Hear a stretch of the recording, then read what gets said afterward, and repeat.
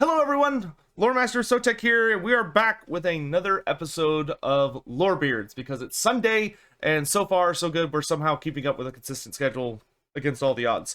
So, we hope you all are doing well, and it's not just us this time. We do have a special guest. Nathan, would you please introduce who we have with us this week? So we brought my Twitter arch nemesis on, Monsters Abound. Hello. Lovely to be here. Thank you for inviting me. We've been wanting to for a long time now. How are you doing today, sir? I'm good. I've had enough sleep, but I've got a toddler, so that's normal. Just used to sleep. Sleep is now one of those relics of the past. Yeah. If you're just about to become a parent, then just enjoy sleep all you can, because you'll miss it when it's gone. I heard a very similar conversation last night. We were celebrating my 30th birthday yesterday, which was lovely, and there was a lot of reminiscing going on, and my father said something along the lines of that. Sleep is just one of those things. It doesn't matter what your kid's personality is. It's just gonna cease for a few years at least. Yeah, it really does. Well, we are pleased to have you joining us here today. So we're going to be talking about quite a few things later on in the show regarding each of our histories with Warhammer, because there's actually quite a bit there. And but first things first, let's kind of get caught up with everybody. So I guess we'll go ahead and start with our guest. Dan, what have you been up to lately? I know most of us have been just buried in total war, but is that all you've been up to besides just that and the toddler? I mean, that's a lot. That's a lot, but it is a lot. Yeah. I'll be honest, I've literally just been mostly playing Warhammer 3.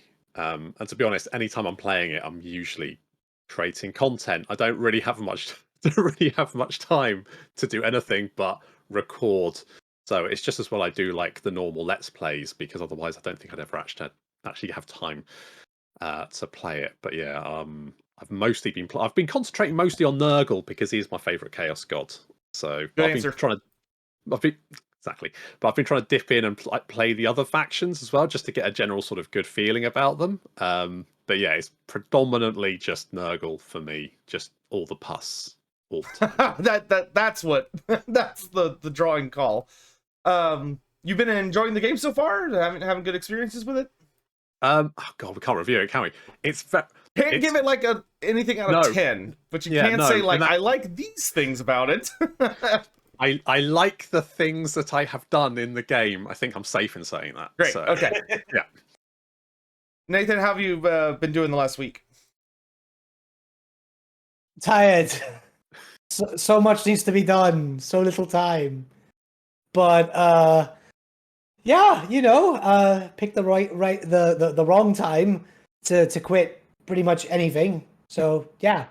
Hey, I mean, yeah, that's a mountain any day you take it, much less when it's pouring down rain and it's covered in it's just up to a 90-degree angle. It's such a hard thing to do, really is. It's just I didn't think that we were going to be busy with so many videos. So obviously, quitting Red Bull, quitting energy drinks, quitting smoking. I'm so tired. But I've been doing the same as I'm sure all of us have been doing. Loads of Warhammer 3, getting videos ready and all that. Just the usual stuff, and slamming my head onto the desk because that's always fun. Yeah, I find that's pretty therapeutic. Between streams and videos. Well, that's great. Over here, things have been pretty okay. Obviously, celebrated my birthday yesterday, which was very lovely. We had a nice big stream about it, and then I spent the rest of the night with my family. I had intended to come back and do a night stream, but we did not wrap up family time until like 12:30, at like 30 minutes after midnight, and I was like, I'm done. I'm going to bed. But it was very nice. It was lovely. Still get to see some friends and do some other stuff regarding that. But yeah, was a good week overall. Got to submit my AOS list for a big grand tournament today for Age of Sigmar, which I'm looking forward to.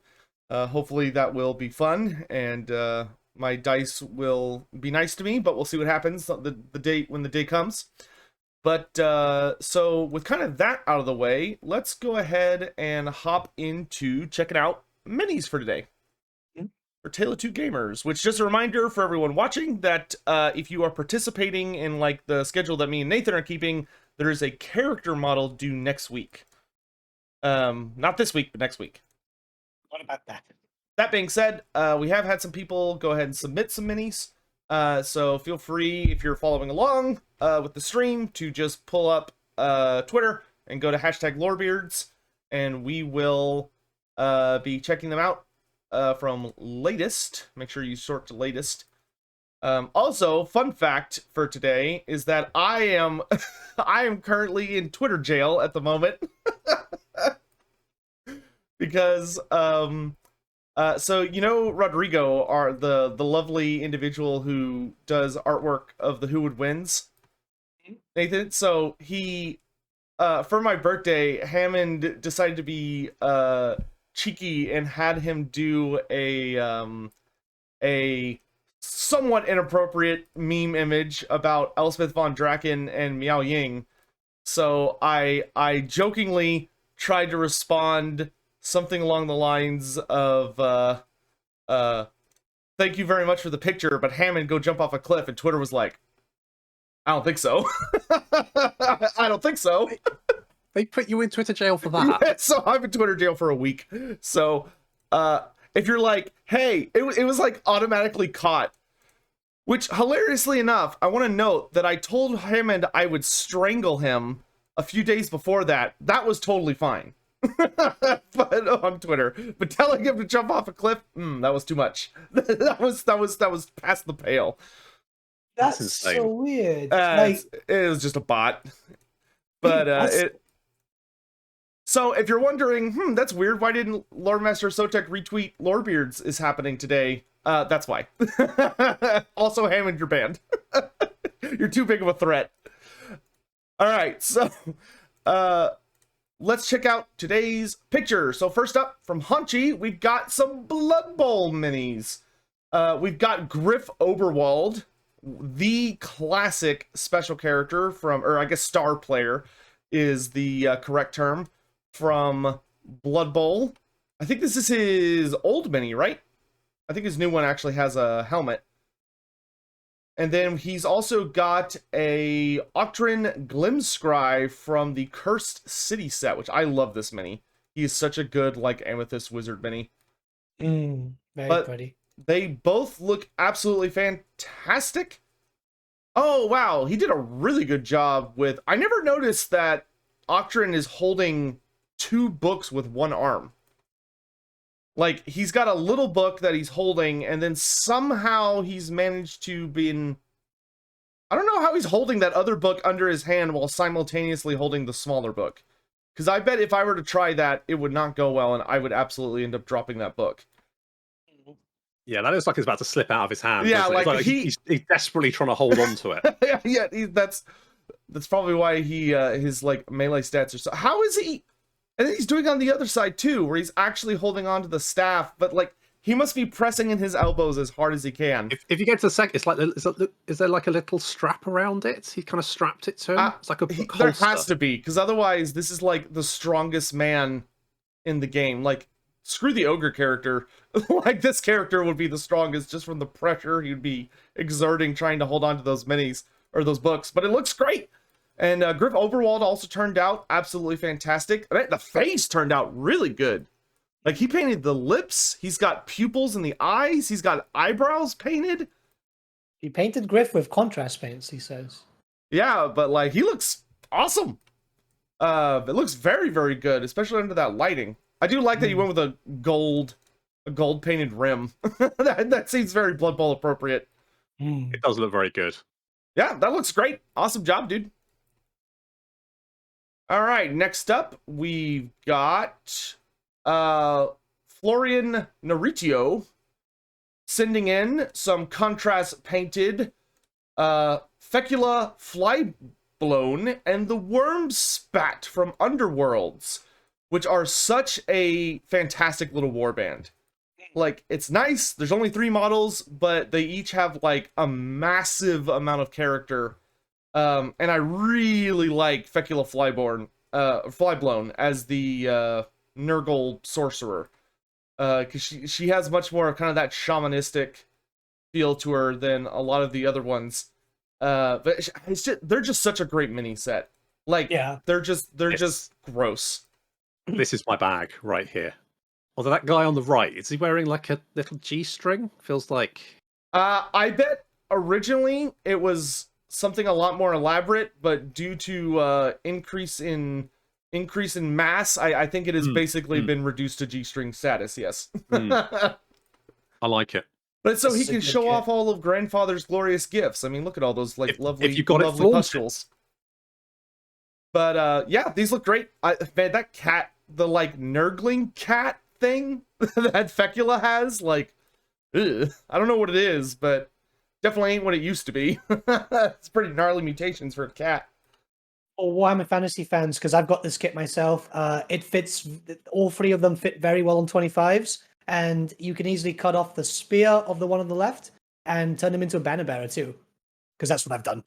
Yeah, so those would be perfect to give you 2, like, chosen, essentially, or I guess you could run them as regular warriors too if you wanted, but they'd probably look much better as chosen.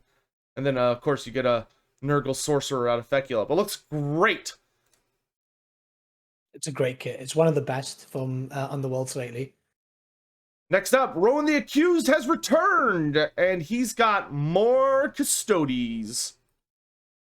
So we have a Blade Champion up first on the docket, followed by some Bikers. And man, those, beautiful paint job. As always, his Custodes every week have been absolutely fantastic and look great. But does anyone else, when you look at the Bikers for the Custodes, did any of y'all ever see Atlantis, the old, I don't think is it Disney? Or the old animated movie? Those look exactly like their speeders, except for these ones don't have like the shark heads on top. But like, these look very similar to those to the Atlantis little biker ships they use in that movie. I've not really been keeping up with the Warhammer 40,000 stuff, so seeing Imperial guys on jet bikes is just like, whoa, that's taking me back. Oh yeah, jet bikes have been pretty hot this edition. These are like very, very strong Imperials. They're like Space Marines times 2. Yeah, because they're like the Emperor's Guard, aren't they? Yeah, the Custodes are more or less that. They're an army too, I guess. Like 4 models. Yeah. I mean, they don't have much to do really, so I guess they may as well go out and have fun on their speed bikes. So they probably don't get much time to go and drive around the palace. Maybe there is a secret derby in the palace, but since no one can go in, nobody knows about it. So there's 2 Custodes outside, so they get, no, you can't go in there. No, why? Yeah, no, it's too sacred. And just hear like revving engines and people screaming in exultation. So apparently, a full army of Custodes, a 2,000 point list, is 20 models. Jesus. Yeah, so they are ludicrously elite. Wow. But hey, yeah, these look. I love his paint scheme. It's great. That's really nice. Yeah, like we've talked about it pretty much every week because he's had new submissions for this army pretty much every week, but they look great and he's making excellent progress, much better progress than I'm making with my minis. But we really appreciate these consistent submissions, and man, they look good. They do. Very good. The blades on the Bikers look really nice. Yes, and I just am always envious of how nice his metallics turn out. I don't know why. I feel like they're way shinier than whatever I end up trying, but looks great. All right, so next, we've got Glad has sent in a very cool kit bash. So this is supposed to be Lord Morskatar, the Council of 13 Lord of Clan Skryre. And this is a gorgeous kit bash. Yeah. Like, oh, like amazing paint job, but also so it's AdMech combined with it Claw, I think, or maybe Yeah. the Warlock Engineer combined with Storm Vermin. That's something else. Those storm vermin are something else. Yeah, those Storm Vermin look fantastic. Amazing. Yeah, they're chunky too. Like, And the pose looks really, really good. Like, oh my gosh. And like, man, the lighting where like the green from the warpstone blades is reflecting onto their faces and onto like the lower parts of his little war litter. Which also I love that it's on a fantasy base. Like, it's legit designed for fantasy.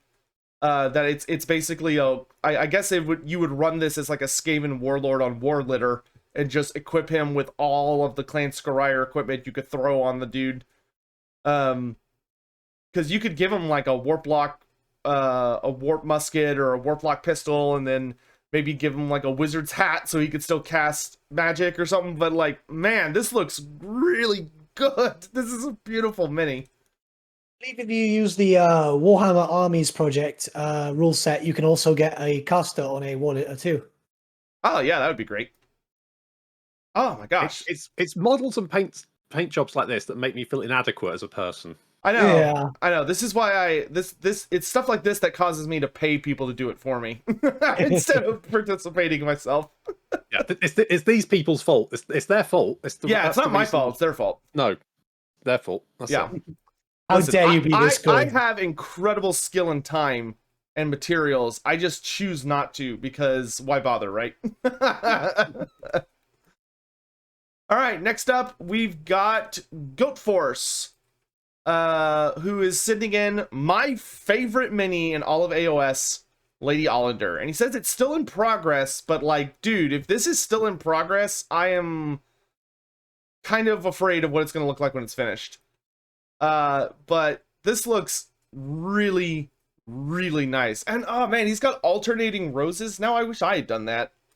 I didn't do that. I just made them all the, maybe when I have some free time, I'll go like grab some shades and slightly change the colors on my roses, because I didn't do that. And that looks really, really good. That looks really nice.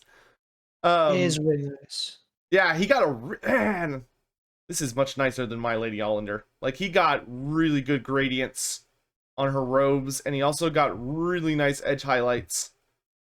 And the oh man, look at the base. The base looks sick. You can see this, like, I'm guessing he's but like the little thing where he's got like the spirit essence appearing on the rocks on the bottom. That looks really nice. Some of the Age of Sigmar models just look so good. Just and so spindly. Night Flame, what is this? What? Holy crap! I don't even want to look at it. Like, what? Holy crap! What is this? What kind of god tier over the top bullshit? What is this level of this skill? kind of thing shouldn't be allowed. Because there's occasionally where I'll go. I do have some models, and I'm like, I should get some paints and and then I see things like this, and I just go, what's the point? It'll never be that good. Yeah, I also want to note that like Night Flame is also like a freakishly skilled like artist on top of being a freakishly skilled painter. Oh my gosh. Holy crap. Dude, this is disgusting. I hate this. I hate it. I hate how good it is. I hate how stupid beautiful this is, and I don't want to look at it because it's so gorgeous. Like, holy crap. Like, I'm having a genuinely hard time believing that this isn't bioluminescent paint. Because the lighting is so good. I hate it. I hate everything about it. He's the worst human in the world. Also, when did bases change, right? What's wrong with a bit of goblin green around the edge? Yeah, right. A little bit of scenery grass, so What's everyone all- looks what's like all they're this fighting on a manicured lawn. Yeah, what's all this fancy shit? Like, what? It's ostentatious. That's what it is. Can we please go back to Goblin Green and Speckled Grass? Goblin Green. Exactly. That's what we need.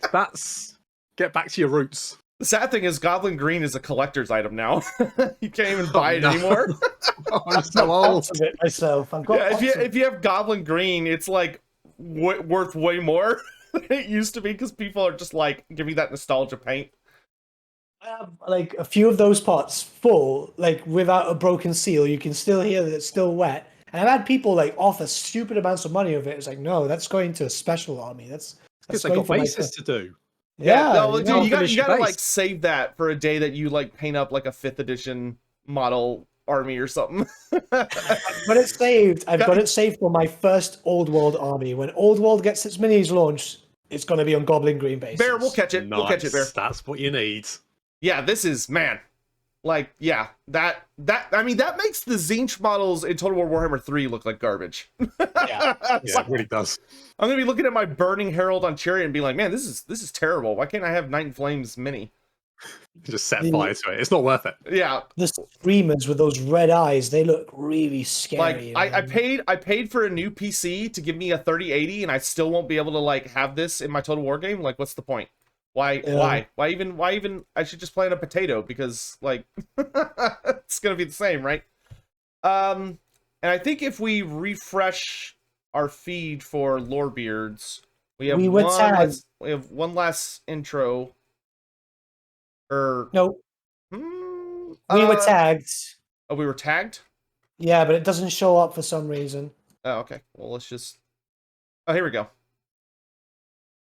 Well, you can just look at the bump. Oh, what's weird is I saw this on my notifications. I don't know why it's not showing up in the Lorebeards tag. That's weird. Whatever. But from Bear, we've got Slick Slash, who was the first Slongor mini they revealed. And he's actually my favorite of the Slongor. Like I like the Slongors, but I wish they had a little more variance among them.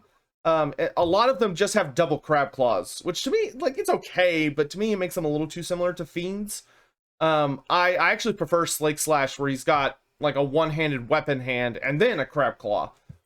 But this looks absolutely lovely. I love Slake Slash. He's a beautiful mini. I really hope we don't have to wait that long for Slaanesh to get updated rules for Slongors, because they are garbage right now. But man, they look good. And see, I've got mine on because I've got all these obviously, right? And I've got them on squares. I'm actually using them as a as chaos spawn in Warhammer Fantasy. oh yeah, they'd be perfect for Chaos Spawn, or if you're running like a Slaanesh themed Beastman army, you could use them as Minotaurs and they'd do great. Because they'd fit on 40s just fine. I've not seen the Slangor yet. I've seen the Zangor, the ones yeah, from... they've got Zongors and Slongors in Age of Sigmar right now. And then if you play Bud Bull, they've got Corngors and Pestigors, but there's no crossover Nice. yet, which is so annoying. I hate it. Like, come Poor on, beasts, man. GW. They always get forgotten. I know. Me and Nathan were talking about, we were both super butthurt when they released the Magakin book for it just came out like last month, and there was no Pestigors for this edition. We were like, boo, from the stands. I never noticed that he's got a Slaanesh symbol like carved into the flesh of his back, but it's very noticeable on this paint sculpt. It looks very good. I mean, it looks awful, but like in a good Slaanesh way, awful. Yeah. Looks great, man. I love the color scheme you went with too. Teal, gold, pink, and purple. Works very, very nicely. And also, yeah, someone in chat's right. He does have a bizarrely adorable tail. Like, for how ferocious a Slongor is, like the tail, you're like, oh, that's kind of cute. And then the rest, you're like, oh, but it's also a goat man wearing BDSM leather. So, but yeah, it looks great. All right, so that is going to be it for minis. So just a reminder, a new character mini will be due for everyone. Someone, yeah, tail in quotation marks. Quiet.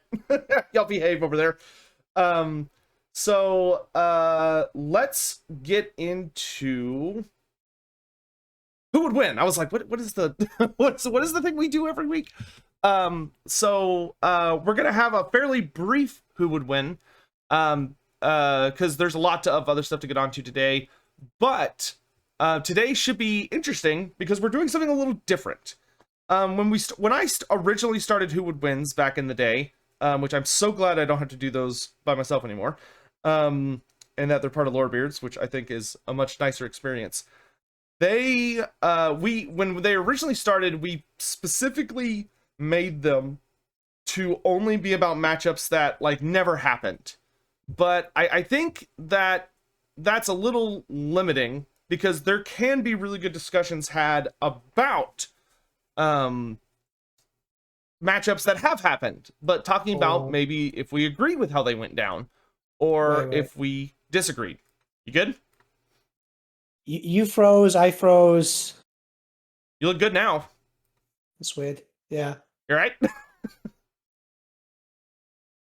Yeah, okay, yeah, we're fine. Okay, we're fine. okay. Okay, sorry. No, you're all good. So today's matchup, which was suggested by our guest, and I think it's a great matchup because it's probably honestly the best mutual rivalry in Warhammer Fantasy. Because there are a lot of rivalries that sometimes are a bit one-sided, or there's like more characters involved. So today we're going to talk about Kazrak the One-Eye versus Boris Toddbringer. Not the Boris of the hour, the other Boris. We should have done the other Boris just to mix it up. I mean, we could do a last second change. I'm indifferent. What do you think, Nathan? I'm confused as to what he meant. Did he mean Boris versus Boris, or? Well, okay, no, I mean, versus... what about Kazrak versus Boris, but we pull a fast one and say Boris Ursus? Just to mess with everyone who got excited that we're talking about Toddy. Just to ruin all the Toddy fans' days. Because, let's be real, Toddy is always the bridesmaid in waiting. Always the bridesmaid, never the bride. That's Toddy. Yeah, Toddy who? He's not even in Total War Warhammer, so yeah, he's not really he almost was Emperor, but he wasn't. Karl Franz was. He was almost playable, but he wasn't. Karl Franz was. He was almost playable again, but no, it was the other Boris. Yeah, sorry, chat. We're gonna do best Boris. Oh, Battle of the Borises. Man, there's gonna be like 3 people who are so angry. All right, so let's do Kazrak the One-Eye versus Boris Ursus. Give the intro. I'm gonna get the supplement. Okay, cool. For this matchup, we will be just to keep things stable, I think, we are going to be allowing Kazrak to have his Total War upgrade. So he's going to be riding a Razor Gore chariot into battle. Good, I'm glad you have that book, because I don't on my shelf right now. Yeah, because it keeps your green screen's like, I'm trying to focus on like the closest thing, man. What are you doing?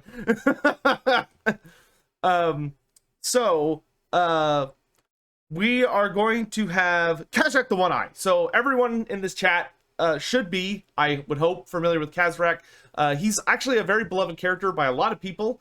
Dan had noted him as a favorite character, and I, of course, love Kazrak very, very much. To give a brief rundown of Kazrak is the most devious beastman we've ever had to deal with. He is a specialist when it comes to ambush warfare, and is significantly good at getting surprise assaults on his enemies, which in a who would win, maybe will give him a little bit of edge in starting the throwdown, but isn't going to give him a ton of assistance in these big one-on-one scenarios. But Kazrak, being a beast lord, and a big one at that, is a very, very skilled fighter. He's tough, he's strong, he's fast, he can hit like a truck, and he's brutal, especially when fighting against humans. Beastmen find humans to be their most hated adversary, especially the humans of the civilized realms, though they also hate, the warriors of chaos. And Kazrak is no exception. If anything, he hates the humans of the old world more than most beastmen. And his hatred is such that his fury is going to be higher than it would be in normal matchups. So he's going to be even more dangerous against Boris than he would be against, say, like Skarsnik, is just a random person I pulled out of my head. Of course, he doesn't come in alone. He does have his famous magic items with him, most notably his Scourge, which I always want them to make stronger in Total War, and they never do because they like hurting me. But Nathan, I love that your green screen stayed very focused on you that entire time. So you just had this like Spider-Man 3 level walk or jolt back to the I don't know if you thought you were invisible, but you weren't. just to be clear, just so you know. But like a jaunty goblin strut. Yeah, that was a jaunty strut. Dude I don't know what he went to get, but he was happy about it. Let's get the Peaceman book. Oh, sure you were. I don't know what other book you're hiding in that book, but yeah, okay, right. So we've got Scourge, which is of course this horrifying whip that has been cursed. It's got all these nasty venoms in it. It's been cursed by multiple Bray shamans, so that should you be struck by it, it just does horrible agony. Like, it is basically just a weapon of pure pain that is designed to kill you very quickly. And the thing about this weapon that I actually really love about Scourge is it wasn't created like in a single day. Like, Kazrak didn't just get this weapon and it was originally his. It actually was passed down to Kazrak over many generations of beastmen, with different generations of Bray shamans putting their own curses of dark magic on it over these multiple generations of beastmen. So it's kind of this heirloom that is a very, very nasty, dangerous weapon if it can manage to cut you. You really don't want to deal with it. And most notably, it, interestingly, is basically like being hit with a poisoned weapon. It hurts. You don't want to be hit by it. It's not a fun time. But then Kazrak, unfortunately, has his infamous, it's not famous, but his infamous armor set, which is the Dark Mail. Which the Dark Mail on Kazrak is a great set of armor. It's very ancient. It's chainmail, which for beastmen is very impressive. So it does actually afford him quite a bit of protection. It makes him very, very difficult to wound. However, actually, what am I talking about? CA, how could you do the Dark Mail dirty like this?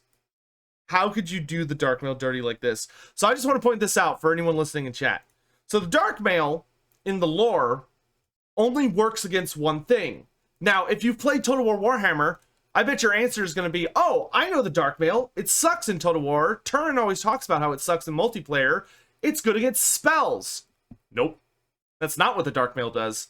The Dark Mail is a horribly enchanted ancient suit of chainmail that makes it that when enemy races, or, well, it doesn't matter who the enemy is, but when someone gets close that has an enchanted or runic weapon, it even specifies runic weapons included, the magic fades away from their weapons. So their weapons become mundane. So it actually prevents magical weapons from striking Kazrak at their full effectiveness. They're just like, the Star Lance of Enric would just be a regular lance. Or Gal Maraz would temporarily just be a basic hammer. Though knowing the lore, if Games Workshop were to write it, Gal Maraz would be hitting at full power. But that's Kazrak. And he will be taking a Razorgore Chariot into battle, so he doesn't get ripped in half by Erskine right at the start. He has a fighting chance because it's pulled by a giant, horrifying Pumbaa, or pig beast.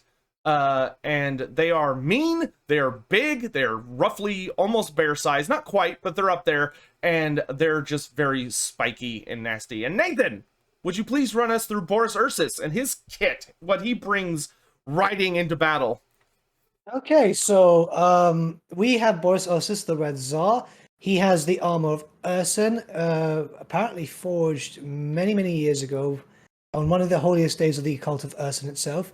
It's quite a good armor set, not, well, then again, it's fantasy, it's a shit armor set, it's only a 4+. But Don't worry about the numbers. We're just talking up. I know. Talk it up. I'm looking at stats and I'm like, oh god, why? But this also allows him to attack faster too, it seems. Well, get extra attacks in. He's got the Shard Blade too, which is his... Can we call that a halberd? Yeah, I think a halberd's fair. Yeah. Very Glaive, powerful halberd. glaive. Glaive, yeah, that works. Which actually makes him really powerful in terms of strength and anything that he actually does even more damage. Oh, actually, why didn't I never field this? Sorry, I'm just thinking why I never fielded this now. It's actually a decent set. Okay, so powerful glaive, powerful armor. Is he mounted on Erskine? He should be, right? Yes, obviously he'll be on Erskine. So he has a magical blade that enhances his strength. Does it do? And if he cuts you with it, it hurts more. It turns your blood to ice, etc. You're gonna take a toughness test, which would then make you deal additional wounds. Yep. Okay. So we've got Boris Ursus, the big man himself, the Red Tsar, the Ratty Boka, the greatest Tsar to ever rule over Kislev, a glorious warrior whose literal only downside is that he was too Kislevite for his own good. Smashed his way into a chaos army far too deep, and by the time he realized he was overextended, like many of us who have played Total War, it was too late. But he did manage to fight his way back to his army before he eventually died of his wounds. Though, of course, in Total War Warhammer, you can change destiny, which we'll talk about in a little bit. So that's the matchup. We've got Boris with his enchanted armor that does protect him very heavily and also invigorates him to fight harder than you would expect a man of his age and size. And he, of course, has his famous blade, the ice shard, I think, which shard blade, which enchants his strength, makes him stronger, and if he were to cut someone with it, it causes their blood to turn to ice. However, we have to remember that Kazrak's Dark Mail will negate that. Kazrak's Dark Mail, once him and Boris start battling, that ability to cut Kazrak down and make it where he would, potentially freeze to death internally will not actually aid him in this battle. And its ability to even enhance Boris's strength will be fading in the battle. So with that being the matchup, and of course Erskine is just the best bear. He's best boy bear. He's like he's such a good boy. We love Erskine. He's just the biggest and baddest of bears. But so that's the matchup. I think we are ready to go ahead and start the polls in our chat. But first, we're going to hop to our desk. Dan, what do you think about this fight? Whose side are you on? Well, obviously I'm on Kazrak's side because Beastmen are my favourite immediately. However, I will say that obviously Boris does have one big advantage over Kazrak, which is depth perception. Because, of course, Kazrak, with only one eye, if Boris comes in from the side, Kazrak's not going to see him in time. But Kazrak is a master ambusher, so maybe he's a little more...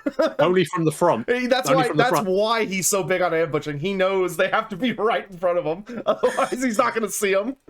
Exactly. See, this is the problem. But I also don't think Kazrak would fight fair because he's a beast man. So obviously he'd be like, let's go one-on-one. And then he'd be like, a little whistle. Suddenly the Vestigors come in from everywhere and just pile him while he's making sure he's directly in front of him so that he can't sneak away. But obviously I'm Kazrak's side here because Beastmen were always my favourite band of boys, despite the fact that they were always forgotten. Yeah, that's true. Look, they were decent for like 2 months during the end times. That makes it all better then. They had like one good list you could run in 8th edition. So with Who Would Wins, we will be preventing bodyguards or reinforcements from aiding these individuals. But it seems that Monsters Abound he's staying with his boo. He is 100% all in on Kazrak, which I can't blame him. I can't blame him in the slightest. But Nathan, what are your thoughts on this matchup? Kazrak doesn't have his dog, right? He does not have Redmaw. All right. As much as I come on, CA, give us a Redmaw. At least give us like a follower that buffs him a little bit or something.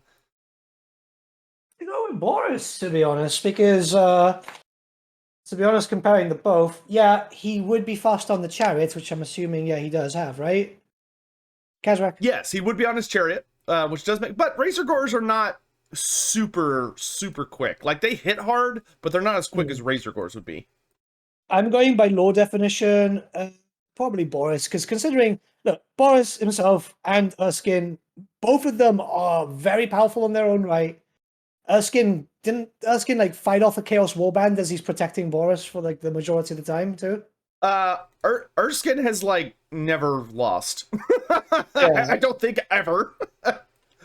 I think Kazrak would have probably had the win if he had some backup, but by himself, he won't be able to ambush. He won't be able to do everything that he's known for. Yeah, you would get rid of magical armor and so on and magical weapons, but there's a big bear, like a really big bear. I think Boris wins, in my opinion, because of the bear. To be fair, that is a big bear. Yeah, it is. Yeah. You know, that is a giant bear, which is that's a fair assessment, I think. See, normally I always go contrarian to Nathan and try and explain how I think it would work, but now there's like a tie. But I think I'm just gonna I'm gonna stick with my heart, and I think this is gonna shock people in chat. But I'm gonna go Kazrak.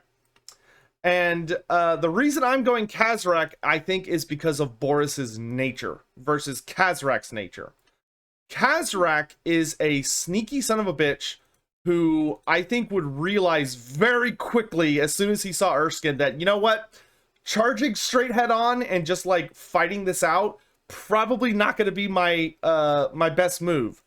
But using the chariot and doing what he can to keep Erskine in a mobile fight, so like the chariot's riding along, I think Boris would keep pursuing. Because that's what Boris does. Like Boris, he's aggressive. He's the Radiboka. He doesn't give a damn. He's just going to keep going. Him and Erskine are going to feel very invincible. And they're going to be going all in to try and bring Kazrak down. Whereas Kazrak, I think, would draw things out. And constantly be using Scourge to just keep landing blows against Boris and Erskine over and over and over as they're constantly running along. And Kazrak's armor is actually vastly superior to Boris's in a matchup like this, where Boris relies, I think, more on the power that he gains from the Shard Blade versus Kazrak, who relies more on his raw abilities as a Beastman, just further augmented by Scourge, which Scourge would allow him to be striking both of them simultaneously. Being this whip that literally lashes out, is capable of hitting like entire groups of infantry, basically everyone that's near Kazrak all at once. And I think that he would wear Boris down until he got to a point where he could bring the chariot around and have the Razor Gore slam into Erskine and wound the bear. And I think the moment the bear was heavily wounded enough to be taken out of commission, or was at least slowed down enough, I think Kazrak would be able to take them down. But like with all who would wins, I do think, not all of them, but many of them, I think this one's actually a pretty close matchup. And I genuinely think you could go either way.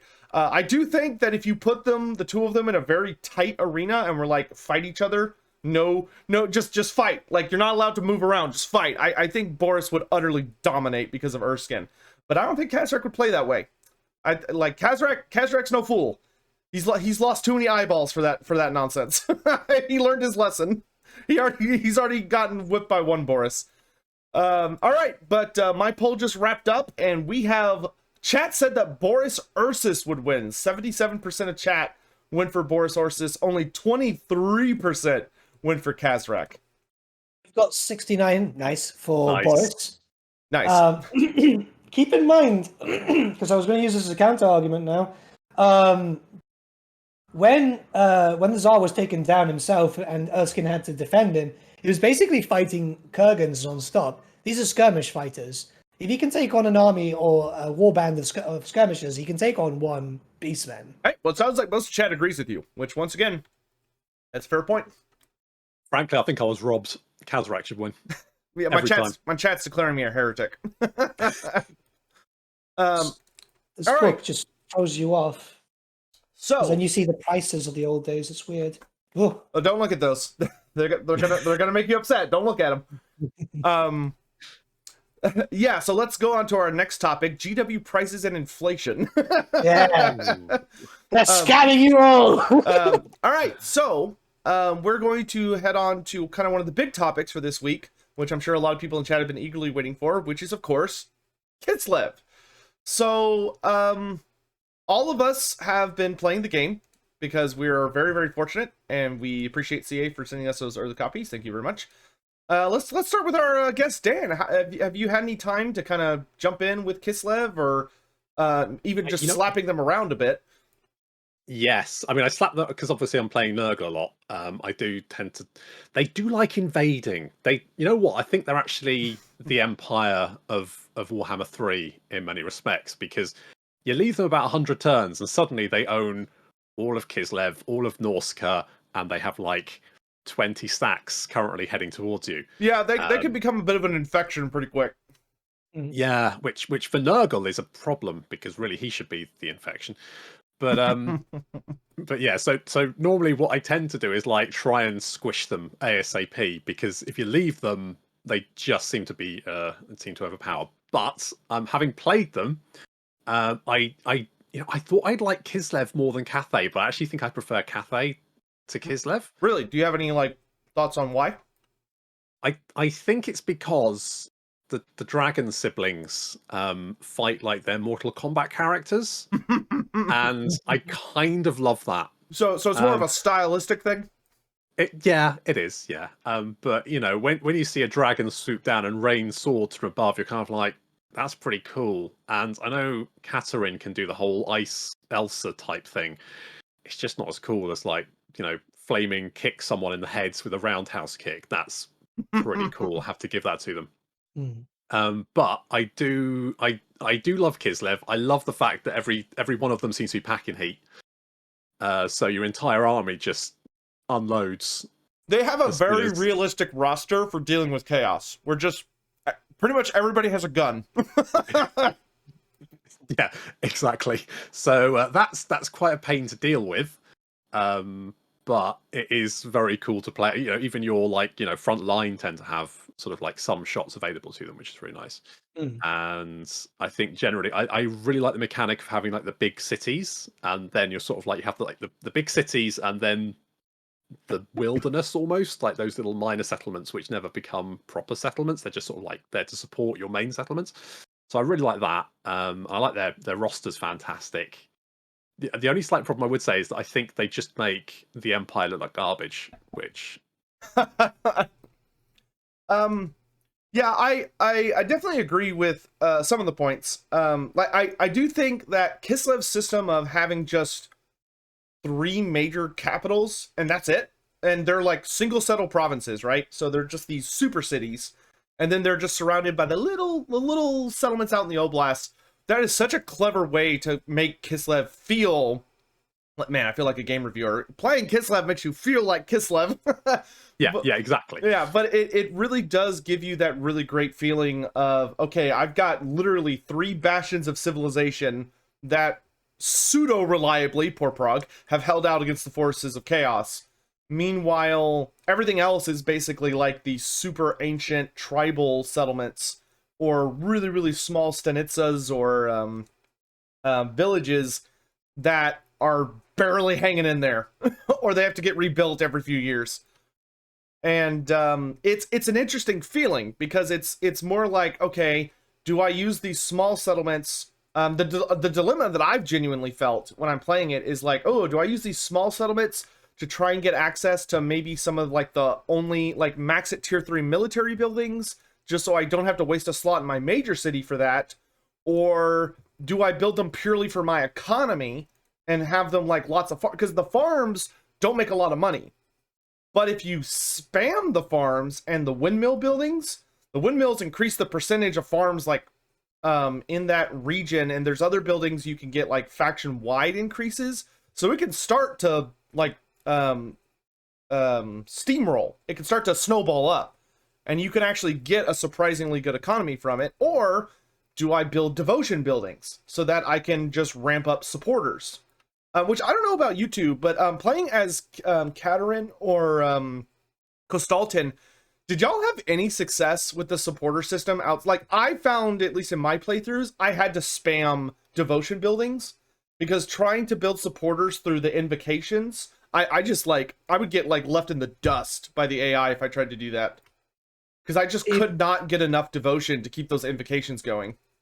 So I've tried it with different difficulties to obviously test it out for my videos, and it's kind of like you have to use both, but you have to be really on top of it, and then you also have to use your devotion and your money to get rid of their supporters too.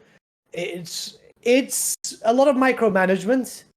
Obviously, many of us like we'd be used to this mechanic because this was the same one from Troy, wasn't it? Yes, yeah, it's the same one that Hector and Paris. Yeah. So we'd be kind of used to how to do this more or less, but it's still like because you can easily forget about it. You can easily forget about it. Yeah, I'm the idiot that didn't play Troy, which one of these days I need to rectify because I'd like to try it out. The mythical mode looks fun, but yeah, I actually lost I was genuinely trying to play it as hard as I could. Like I was going for invocations, and I was like, okay, I'm about to take some settlements, so I would do the invocation of Urson, so I'm getting 5 per settlement.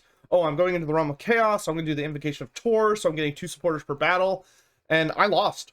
Like, what happens when you lose? So if you lose, the other AI faction becomes impossible to confederate. So you cannot confederate them, and you can't declare war on them either. So basically, like, they're just there forever, and there's nothing you can do about it. Like, you can make a military alliance with them, so they could be your ally, so they won't block you from, like, winning the campaign, even if you're doing, like, paint the map, necessarily. But if you lose, yeah, like, you missed your shot. But, like, for me, it was kind of funny, because, like, I lost the race, and then, like, the Godslayer just immediately rolled up and, like, brutally murdered Kostaltin on my doorstep, so he was no longer a problem. Nice, that works. Yeah, but my second playthrough that I played pretty much all the way through with Kostaltin, I literally just spammed devotion buildings. Like, every single minor settlement, I put the little church in, and upgraded it to tier 3 as fast as I could, and I won the race by a landslide. Because the supporter, the religion building will generate 1 supporter every turn. Whereas, per building. Whereas, if you do, like, an invocation, you're having to spend, like, 100 devotion, usually, to get, like, oh, you get 1 supporter per building you finish. Like, alright, so, or, like, the only one that I think's honestly good is using Urson on turn, like, 1. Because you're going to be conquering, like, an entire province in your first few turns. But the other thing that's rough is, I think, Katerin actually has a bit of a downside compared to Kostaltin, because Kostaltin starts not in any of the major cities, right? He starts just in like Castle Alexandrov, which is not a major city, and he just has to take what's left of his province from the Ungol kindred. So he only has like 3 little fights that he's done, because the thing is, every time you fight a Kislevite faction, if you win a battle, or if you just fight a battle against Kislevites, your number of supporters goes down. So you're right, yeah. Yeah, so if you're playing as Katerin, you start off with Kislev City, so you have a whole province, and the game starts you off at war with another Kislevite faction who have an entire province. Yeah. So you have and they have Prague too. Yeah, and they have Prague. So, like, if you're playing Katerin, you have to kill them as fast as possible. Because the longer you wait, the more you're just nuking your own. Kostaltin has a huge advantage in the race, because he does not have to lose as many supporters as Katerin does. Which sucks, because you obviously want to own everything, especially if you want to unlock Boris, because to unlock Boris, you have to own Erengrad, Prague, and Kislev for 10 turns. But if Kostaltin let's say you're playing Katerin, you start with Kislev, which is great, but Kostaltin usually gets Erengrad very, very fast. So if he beats you to Erengrad, the only way you can get it is either an AI faction has to kill him for you, or you have to confederate him. Otherwise, you will never get Erengrad. Yeah, that's a problem. Especially because you only get those 3 cities, don't you? Yeah, and if you play as Kostaltin, Katerin starts with Kislev. So either you have to wait for her to die, or you have to confederate her. So like you want to win that race. You really don't want to lose that race. Do the followers do anything after you've won? Yeah, they give you faction-wide buffs. They're not like insane, but it's like, I think it's like once you're at 100 supporters, I think you get a like 9 leadership, like 10% speed, and some other kind of buff, like faction wide for the rest of the game. Yeah, it's So definitely helpful. Yeah, it's not a case of you sort of win the political battle and you're like, okay, torch the churches and build windmills in their place. Yeah, well, I mean, you could do that, but the churches do generate devotion. So once you have enough churches, you can actually spam invocations, which give you some really sexy buffs. Like, I love them for the buffs. I just think they're useless for the supporter race. I do like the race, though. It adds a lot of tension. A lot of tension to the Kislev campaign. Because, like, yeah, sure, you've got the Chaos race going on. But, like, at least for me, until I've confederated the other faction, the Demon Prince race, like, racing to get the Demon Prince souls, is kind of in the back of my mind. Because I'm focusing on dealing with supporters. Well, that's an issue that I kind of have because you have the other race too. It's like, oof, because you're dealing with the other factions. Scarbrand is really aggressive. I don't know what difficulty you guys are playing in, but like, I had a little bit of a playthrough where I had Scarbrand, Nakari, Godslayer, and then Kurgraf decided to come down and play. So I was fighting on like multiple ranks at the same time. Kislev's hard. I actually think Cathay is much easier than Kislev in my opinion, because they have a lot more hard borders where you don't have enemies coming at you from certain directions. Kislev, you do not have a safe direction. You got Scrag below you, and Scrag doesn't like you. Being friends with Scrag is super hard because you're going to want to be friends with the Empire, and Scrag is busy kicking the crap out of the Empire. So by the time Scrag gets to you, he's like, "You like the Empire? That means you're food." And you're like, "Oh God, oh God, please no." But they're a very strong faction, and they're great against demons just because of the mass amount of shooting they have. Nathan, what do you think about in general? Like, what are your thoughts?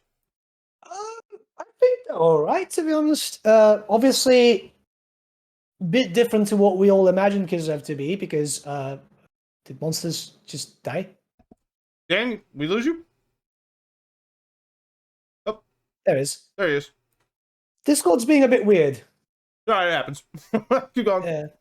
Right. So yeah, I mean, I wouldn't say like obviously they were different to what we imagined, because obviously when I originally thought of Kislev, I thought the book and the little lore tidbits we've had.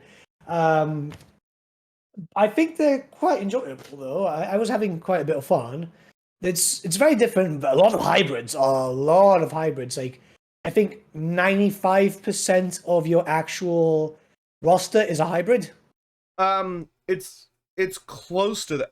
I think it's more like 80%, but all of your elite units are not hybrids, but everything below that are hybrids. Unless it's cavalry, in which case only your lowest tier are hybrid, and then everything above that is not. Yeah. So yeah, we've got a lot of hybrids. So it's very movable. Like I was being able to be quite aggressive. I did a live stream with Kostaltin where I directly went for the Godslayer. I was like, screw it, man. I want to get rid of the problem early. And I thought I had an army of basically Kossars, Streltsy, and a few armored Kossars to be my front line, because obviously they can fire too. And I took on 2.5 stacks. I was quite happy because obviously if you keep those guns firing, they will eviscerate people. Yeah. But like Kislev, I think Kislev is very you know what's funny is I thought Kislev was going to be my least favorite faction, just based on like theming and rosters and stuff. I actually ended up finishing a Kislev campaign first before like when we were all just kind of like playing through the game. I finished a Kostaltin campaign because I was like, Kostaltin, like Rasputin, like that's kind of cool, whatever. But I think I'm like Katerin more. Kostaltin is a beast. Oh yeah. Like having access to all of the prayers, like good God, he's dangerous. He makes his army really I really like support characters, which is something I think CA hasn't had the best track record with, is making like really fun characters who like on their own aren't maybe like the greatest, but they make their armies like really, really spooky. But I think Kostaltin is like the best one they've ever made of a character who just he's not going to be out there like one-shotting Scarbrand like Volkmar the Grim can do.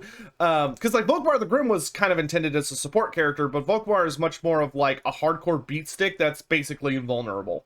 And can like take on entire armies by himself. Kostaltin is not that. He is, you cannot send out Kostaltin and he'll like win. He'll survive for a good while. He has a lot of buffs to just keep him alive, but he's a support character. He's all about just making your army as good as it can be. Yeah, I mean, he does some decent damage, especially when you mount him up on a bear and so on. The way I've had him is at the front, being supported by 2 other Patriarchs, mounted on bears too, and I've been able to kind of play around with a lot of range to support him, and possibly 2 spellcasters, also one of Law of Ice and one of Tempest. You can get him quite tanky, just he's not going to be able to... he's not going to do anything mind-blowing, but he can pack a punch. And if you can get him with a Helm of Discord at the very front too, it just helps. It really does help.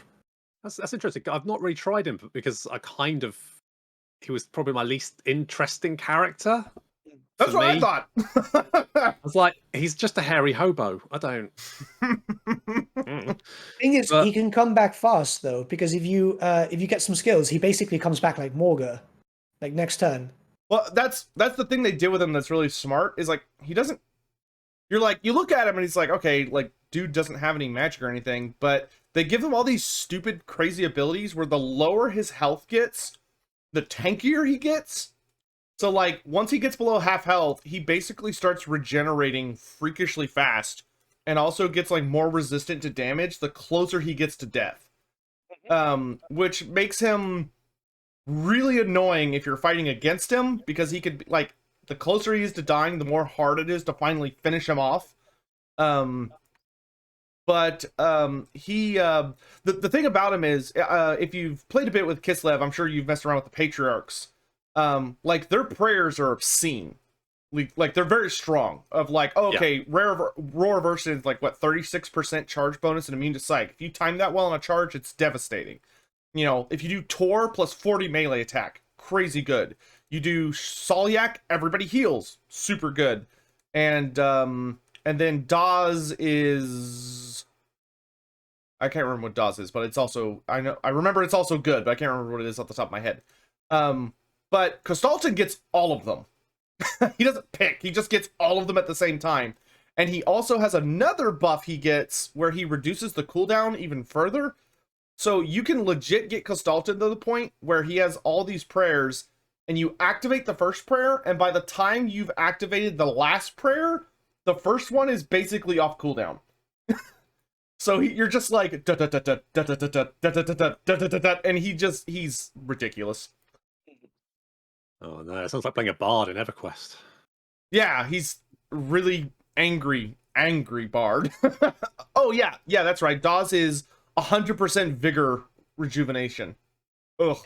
Yeah, so he like gives perfect vigor to his army. Obscene. Nice. But did any of y'all play around with Katerin? Any? I have played all the lords that have been revealed and finished all their campaigns. You finished them all? I have not slept in days. Jesus. I mean, neither have I, but I haven't completed all the campaigns. All right, so we know now. We're going to start a new rehab center for people that are trying to quit all of their addictions at the same time. And we just lock them in a room with Total Warhammer 3 and say, when you fully 100% the game, you can come out. All the achievements, all including the achievements, North. and you'll be cured. That's how it works. I'm still trying to fight my way through them, but I'd say Katerin for me was a bit more fun than Kostaltin. What about it did you like? Well, having a big city was helpful. Having a big city was very, very helpful. Because I play super aggressive, and I need to recruit some higher tier units ASAP. I was getting into fights that I just could not deal with in Norska when I was playing as Kostaltin, where with Katerin, I was just slamming my way through, because obviously having magic early on, it's not the strongest law of magic, but having any sort of magic is very helpful. So you can do damage from far away. She can also summon the Battle Kitty early on too, just like the other spellcasters. So that gets you a 21 unit army rather than 20. And it costs no winds of magic, I think, to summon the battle Yeah, it's kitty. free. Yeah. So you can do a lot with the magic stuff too. I've always preferred a spellcaster based army. I'm not sure about you guys, but I've always preferred a spellcaster like centered army. I do like starting with a caster, but I did like Katerin.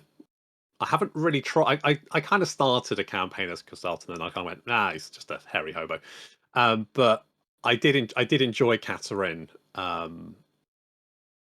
And I don't mind support characters, but I do. Uh-oh. See, Kugath doesn't really, but I do think that's probably why I like the dragon siblings, because they can kind of do that, or they can kind of sit back and support a bit, and you kind of have the option. But Katerin is fun, and you can kind of almost throw her into combat as well, and she just kind of seems to do fine. So. Oh yeah, yeah, especially when she gets up like on a bear. Yeah, Katerin, I really, starting with Prague or Kislev is super nice because those cities are so fun. Like I absolutely love that each of them has 4 unique buildings. It just makes them feel like really, really fun. Like not all of them, not every unique building is like a total home run, but a lot of them are like super good. But like I think I like Prague's or not Prague's, Kislev's the most, where you get Zargard really early. Yeah. Especially because Katerin can make Zargard just like super, super gnarly. But I do think Kislev is a good time. And then of course the next kind of the last big guy to talk about, who has a very different campaign, is of course the big man himself, the totally well hidden secret that did not leak anywhere at all weeks in advance. Nope. Yeah. Boris Ursus. Have you played him? And B, if you did, what are your thoughts? Start with Dan this time. You know what? I haven't even unlocked him yet. Oh my god! How could you do this? I know. I keep meaning to ask someone for the save, but I just. Oh, I will. I'll send you a save, fam. Oh, thank you. Nathan, what about you? Yeah, I unlocked him as soon as they told us we could. Pretty different campaign. Because obviously you don't have the race to take part, but you can take part in the race in a sense by influencing the race. It's different. I think that right now, because you're fighting like greenskins and so on, it's not so difficult. It is very different. It's going to get harder when a race pack takes over that territory, that's for sure. Because you're going to be dealing with something that's going to come in and be probably a bit stronger. Because greenskins at the moment, especially with no buffs from legendary lords and so on, they're not really much of a threat. But I think it's a little easier, but also different. You're so far away. You can make your way back to Kislev without a problem too, so it's easy enough. But I just fought my way through the mountains, through the Darklands, and then straight into the Mountains of Morn for fun. Because I thought, screw it, I'm already here. Why not just keep pushing? And I invaded Cafe because I thought that was going to be funny.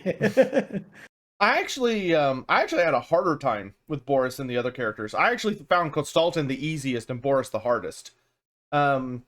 But I think it may be due to my playstyle of that. I tend to really like to consolidate space and like build tall, not to play really aggressive and like build like go out really, really fast. And for me, the issue with Boris was that without any of those super cities, I had a little bit more issue building up my economy quickly. And also there are very persistent, annoying threats constantly coming at you from the chaos wastes of like the ogres and then Kugoth and warriors. And the thing that was killing me about the Darklands is it's so big compared to Kislev, as far as like the amount of distance you have to cover between settlements is gigantic compared to Kislev. Kislev, there's like 4 settlements within full movement range, no matter where you are. Whereas in the Darklands, most of the settlements are 2 turns away. So I was having a much harder time defending my territory, and not losing it to the AI, because like I would think I was safe, and then Skaven would come at me from the west, or Greenskins would come at me from the east and the south, and then I had ogres just constantly harassing me from the north, and I couldn't be everywhere at once. So I was actually having like a pretty hard time. Like eventually we stabilized, but it probably took me like 70 turns to really stabilize those first 2 provinces that I took in the Darklands. And like I do think if you're playing as Boris, literally the first thing you should do is get like a hero, doesn't even like Ice Witch or Patriarch, and just send them west. Just go away, go meet all the Kislevite factions, go meet all the Empire factions, so I have somebody to trade with, because otherwise I waited way too late to start doing that, and I think that's what was really hurting me, was that I didn't have all that money coming in from trade. And oh my god, it made it brutal for a good while. Because it's like, yes, Boris gets, ridiculous upkeep reduction and stuff on Warbear Cav. That's awesome. But if you don't own where he starts, you have to get to tier 5 to get Warbears. So, or tier 4 actually. But it's like, it takes a while to get up to bears. And everything else is really expensive. Like Kislevite units are very expensive on average because of their hybridization. Yeah. And I struggle with that hybrid stuff. Like I want to be good at it, but I have a hard time making sure my pistol units are lined up where they all like get shots off before they get tangled up into combat. And because so much of your army is gunpowder, very little can volley fire, like fire over friendly units. So like if you get blocked line of sight because all of your guys get messed up or whatever, you can really run into problems with Kislev very quickly. See, I'm a dude who loves hybrid units, so I've just been because I kind of got used to it with a few units that we've had, and obviously people have been modding in like hybrid factions and so on. So I've kind of gotten used to that type of style of play. It's easy if you're being aggressive because you can generate cash by just beating down enemies. But you've got to be careful too, because like you said, like the Darklands, there's space involved and so on. Depending on where you want to go, the trade thing is 100% correct. You need to do that, or else you will start to suffer, especially if you can't get some allies up and running. Which, when you played as Boris, did you notice that? Did you notice the Kislevites? Because obviously it's very different because every time you play Total War, it's the AI being the AI. But I had Catherine expanding quite a bit, and Konstantin doing quite well. Like it was weird because I never really have that a lot with allied factions expanding well. If I am not playing either Kostaltin or Kislev, then Kostaltin and Katerin are kicking ass. And they're taking like swaths of territory. If I am playing either of them, we're both awful until we get confederated. But like even if you're playing as Boris, that's like if I'm playing one of the other factions, Kislev is like they are like doing great. And then if I'm playing as Boris, they're doing great. The AI seems very good at like getting very powerful with Kislev. Yeah, they really do. I always make a point to try and knock them down a peg or two to make sure that they're not going to continue to expand. So it's interesting because generally your allied races or factions will not generally do so well from what I've noticed in Warhammer 2. And they were okay here. Like when I was playing Kostaltin, I had this was during my live stream sessions. I had Katerin expanding into Kurgav's territory, right? And what's that minor faction right next to you that own Erengrad? The red and white one. The Enclave, the Drew something Enclave. Yeah, they took Cracker Drac, like all 4 settlements, which I thought was funny. Like, it's a minor faction, and they did fairly well, Kislev do seem to be quite strong just in general, especially for the AI. kind of need it. I'm imagining that they're going to need to, because obviously you've got because I had this weird thing where Scarbrand allied up with Nakari, which was just bizarre. So obviously you've got all the chaos factions coming down for you eventually, especially if you're playing in harder difficulties like myself and like you guys, I imagine, because player bias exists, right? Oh So god, yeah. It's brutal, isn't it? Yeah, yep. And it is nice to have a hybrid faction to be able to deal with everything coming for you. Like sometimes you could be a little bit like I had that issue with the Godslayer, but thankfully the Godslayer is a hybrid faction because he's got access to 4 rosters. But that Wood Elf and the Wood Elf minor faction just goes straight for you, right? It really does. Them and Nordland, they Yeah. just sail across. Yeah, I've noticed it seems, at least in my experience, it almost seems that there are certain factions that are basically like hard coded to just go after like if you're playing a certain faction, there are basically like 2 to 3 factions that are like your enemy, who are going to do everything in their power to like screw you over. I think it has to do with particularly with the Godslayer and Kugath because they start on the coast. Yeah, their start positions AI, suck. yeah, really do. And it's not because they start on the coast. It's because the enemy AI start on the coast and they don't have anything better to do than sail across and harass you. If you're playing as Kugath, crack a drac, we'll send a stack over by that turn 3.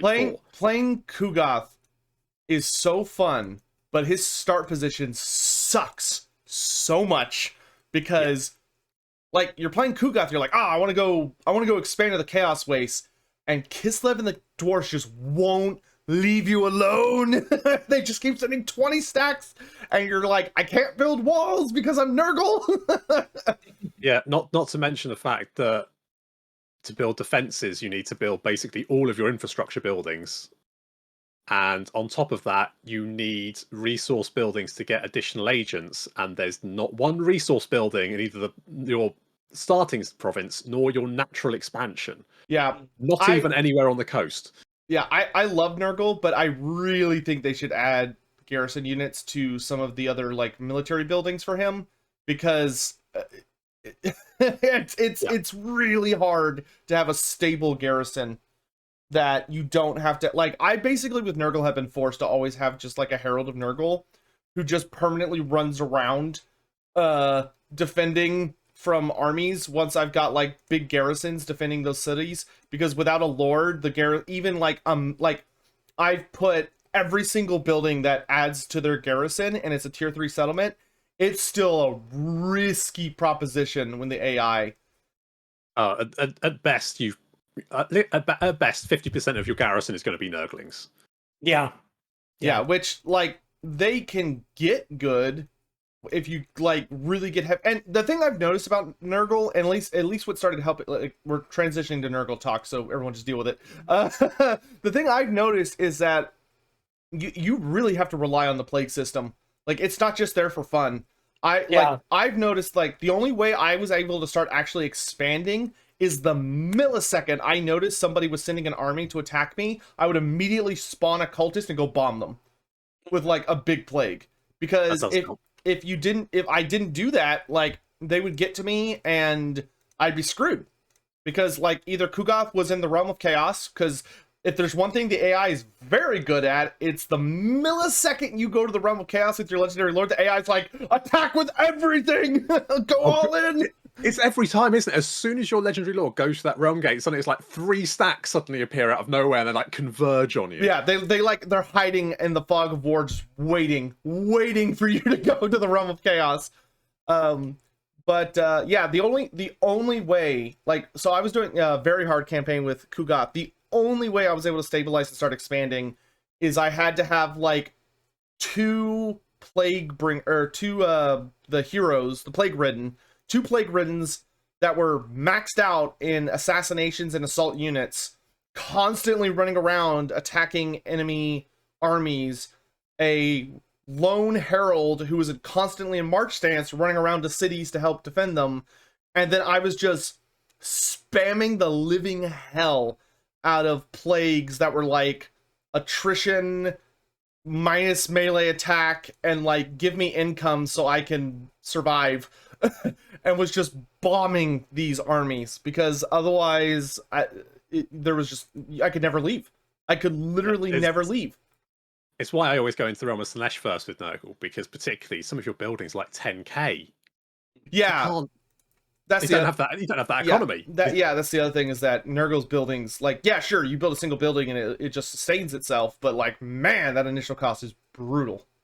And particularly units like Fury, you can't have Furies unless you spend 10k on a building. Yeah, that one I'm not a fan of, because Furies are like so, like, because you're so slow that if the enemy has shooting, if you don't have Furies, you are in for a bad time against a lot of armies. By the time you can get Furies, to be honest, you go, oh, I might as well get the Rotflies, because by the time I can build the building, because like, oh, okay, well, since I've got Furies, like the cycle, I think it goes like Fury and then Rotfly. Like, you don't even get that many Furies from the Fury building. I really think they should move the Furies onto one of the infrastructure buildings instead of it just being pure Nurglings. Yeah. Just one of them. Nurgle has a rough time, to be honest. I love him, but I'm not in. I wish I was smart enough to do the maths as to whether this is actually like his building style is actually a benefit or actually worse. Yeah, I don't know. I feel like I'm not smart enough to figure out if there's like a good optimum. Like, should I be trying to like? The only thing I figured out that seems to work really nicely is just spamming techs or the whatever abilities I can find to reduce the cycle times. Is that like that is undeniably works really great. But everything else about Nurgle, it really seems like they very heavily designed him so that you really need to be leaning on that plague mechanic. Yeah. Because it is your everything. If you're not utilizing your plagues properly, like if you are saving infections, it is either you're very lucky or you're doing something wrong, because you should probably be like spamming, otherwise you're going to run into trouble. Yeah, I think when you get rolling though, because one of those plagues like a 35% casualty replenishment rate. So at which point you're like, I can fight a battle next turn. Once you get the recipe plagues are like, oh, this is good stuff. Like that's like, yeah, the casualty replenishment one, which thankfully you get very early. Yeah. That one really allows Kugoth to just do whatever he wants. I always rush for that one because it's so useful in the realm of chaos, because you can fight a battle in camps. You can literally just go into a camp stance, fight a battle, and the next turn you just back up to maximum. You don't need to go to the special locations to heal up. Yep. So, granted, there are still 2 races left to be revealed, with Slanesh and the Ogre Kingdoms. But once again, we're not giving review information by any means. I'm just, we're answering a casual question, which is, of the races you've played so far, which campaign have y'all enjoyed the most currently?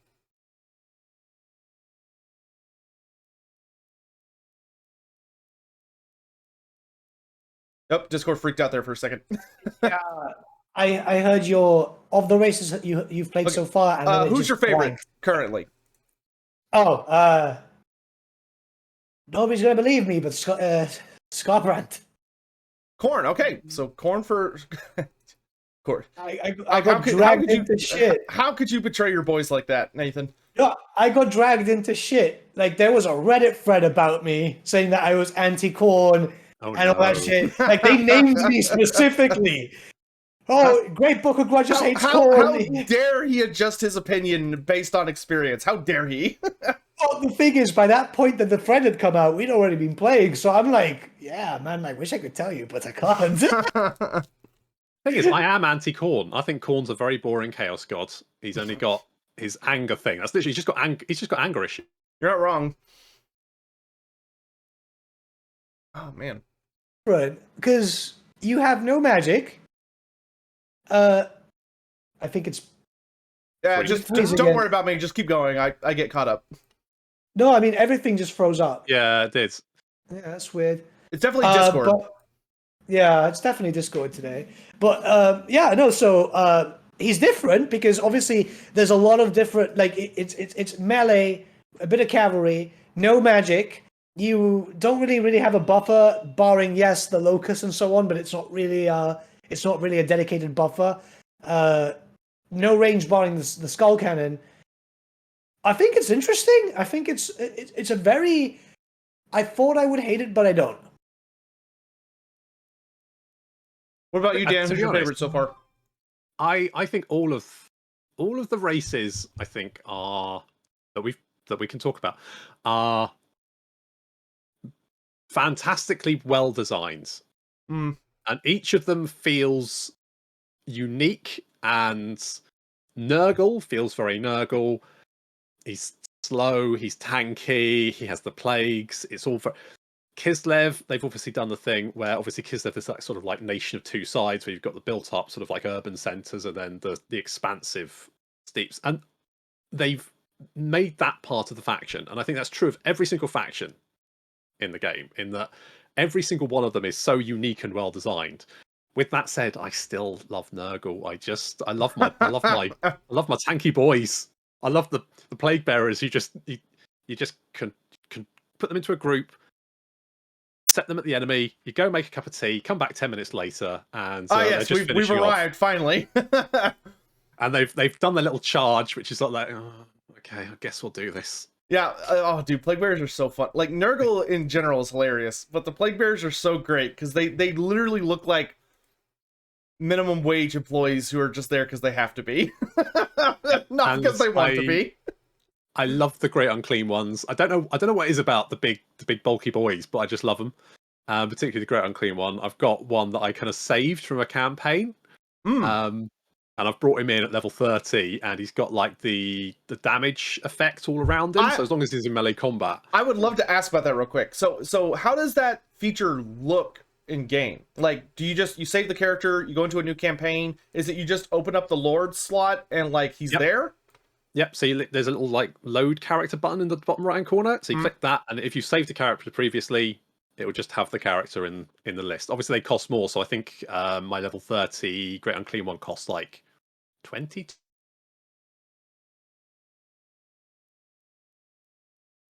Slanesh, so I had the money. Oh wow. Okay. So yeah, they're pretty expensive. Yeah, they're pretty. But what I would love, and this is something that I've suggested, is I would love to see the AI recruit your saved characters. Oh so dude, that would be so great. Wouldn't it be good? And like, so you could save your character, and then if you're playing against that faction, you might have your character pop up against you. And that would be amazing. Just to like occasionally, like you just see in a Lord leading an army, and you go, "Oh no, oh no!" But imagine playing harder difficulties, and like very early on, there's this level 45 Exalted Bloodthirster called Paco coming straight for you, right? True. There would have to be some restrictions on it, but I do think sort of like having that named character pop up. It's a sandbox. I don't want restrictions in my sandbox. I mean, you would be able to recruit them before like level 30 or something. Yeah. But that's true. The AI cheats enough. You'd probably have like the AI just recruits a level 40 character you made on like turn 1. Yeah, you would. Yeah. Just steamrolls. Yeah, that's great. And kind of just a very brief thing we'll touch on before we move on to the last subject is, have either of y'all had a chance to check out the co-op campaigns? I have. I played Something is Rotten in Kislev with Mordred Viking and Templar Institute. Good God, is it difficult? It is stupid fun. It's stupid fun. But it's difficult. Like crap. Something Rotten in Kislev is probably one of the hardest campaigns in the game. That's good to know. Because you have so limited time. It literally tells you like, okay, you start off in each of the major cities. So Boris is in Prague, Katarin's in Kislev, and Kostaltin is in Erengrad. You're all teamed up, and you start off with some armies. But the AI starts off with like multiple 20 stacks that are like, and it's all 4 Dark Gods. Plus like there's also some Skaven shenanigans and stuff. But like you're dealing with, when I say a 20 stack, they've got like Great Unclean Ones, Plague Drones, like Tzeentch has got like Doom Knights, Soul Grinders, like they're stacked. Oh god. And you have a timer. So I think like the first one is there are 4 provinces you essentially need to capture, and every province is dominated by a different Dark God. So Nurgle is between the 3 of you, Khorne's up above Erengrad, Tzeentch is over behind to the right of Kislev, and then to the right of Prague is Slanesh, something like that. And Slanesh was on the right of Kislev. Okay, so Slanesh is next to Kislev, and then Tzeentch is next to Prague. And what the game tells you is, okay, You start the campaign, boom, they've got all these 20 stacks. You could be attacked at any time. You have a stupid amount of money. All of your buildings finish in one turn. You have 400% faster research rate, so most of your techs are in one turn. But you have to work like, you have to coordinate, because it'll tell you, okay, you've got like 8 turns or 8 to 10 turns to take all of Nurgle's settlements. And if you fail, you lose.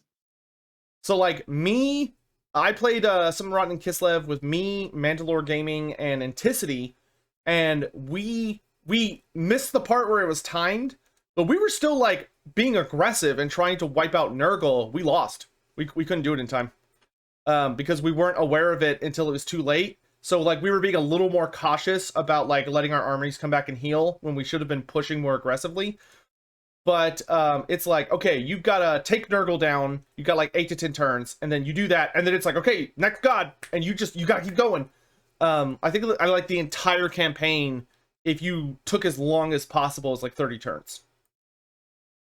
Jeez, that sounds stressful. It is very stressful, but it's fun though, like because you're working together. It's you versus the world. And then there's just you talking about it made me feel quite anxious. Have either of y'all tried the Cathay campaign, the Time of Darkness and Disharmony? I checked out the requirements and so on. That one was just not for me. So just to run anybody through it that hasn't heard about it, also very fun, but where Something Rotten in Kislev is the ultimate co-op experience. Time of Darkness is Disharmony is the ultimate player versus player experience. It's basically just like a it's a ridiculous, stupid free-for-all. Basically what they do is they take 8 of you.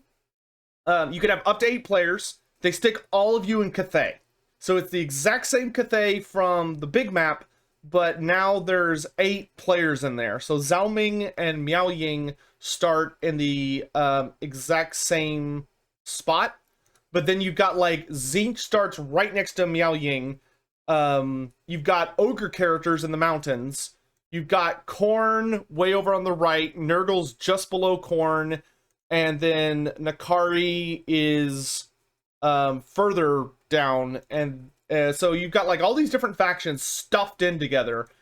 And what it is it's a free-for-all. So you can make alliances, break alliances, fight each other.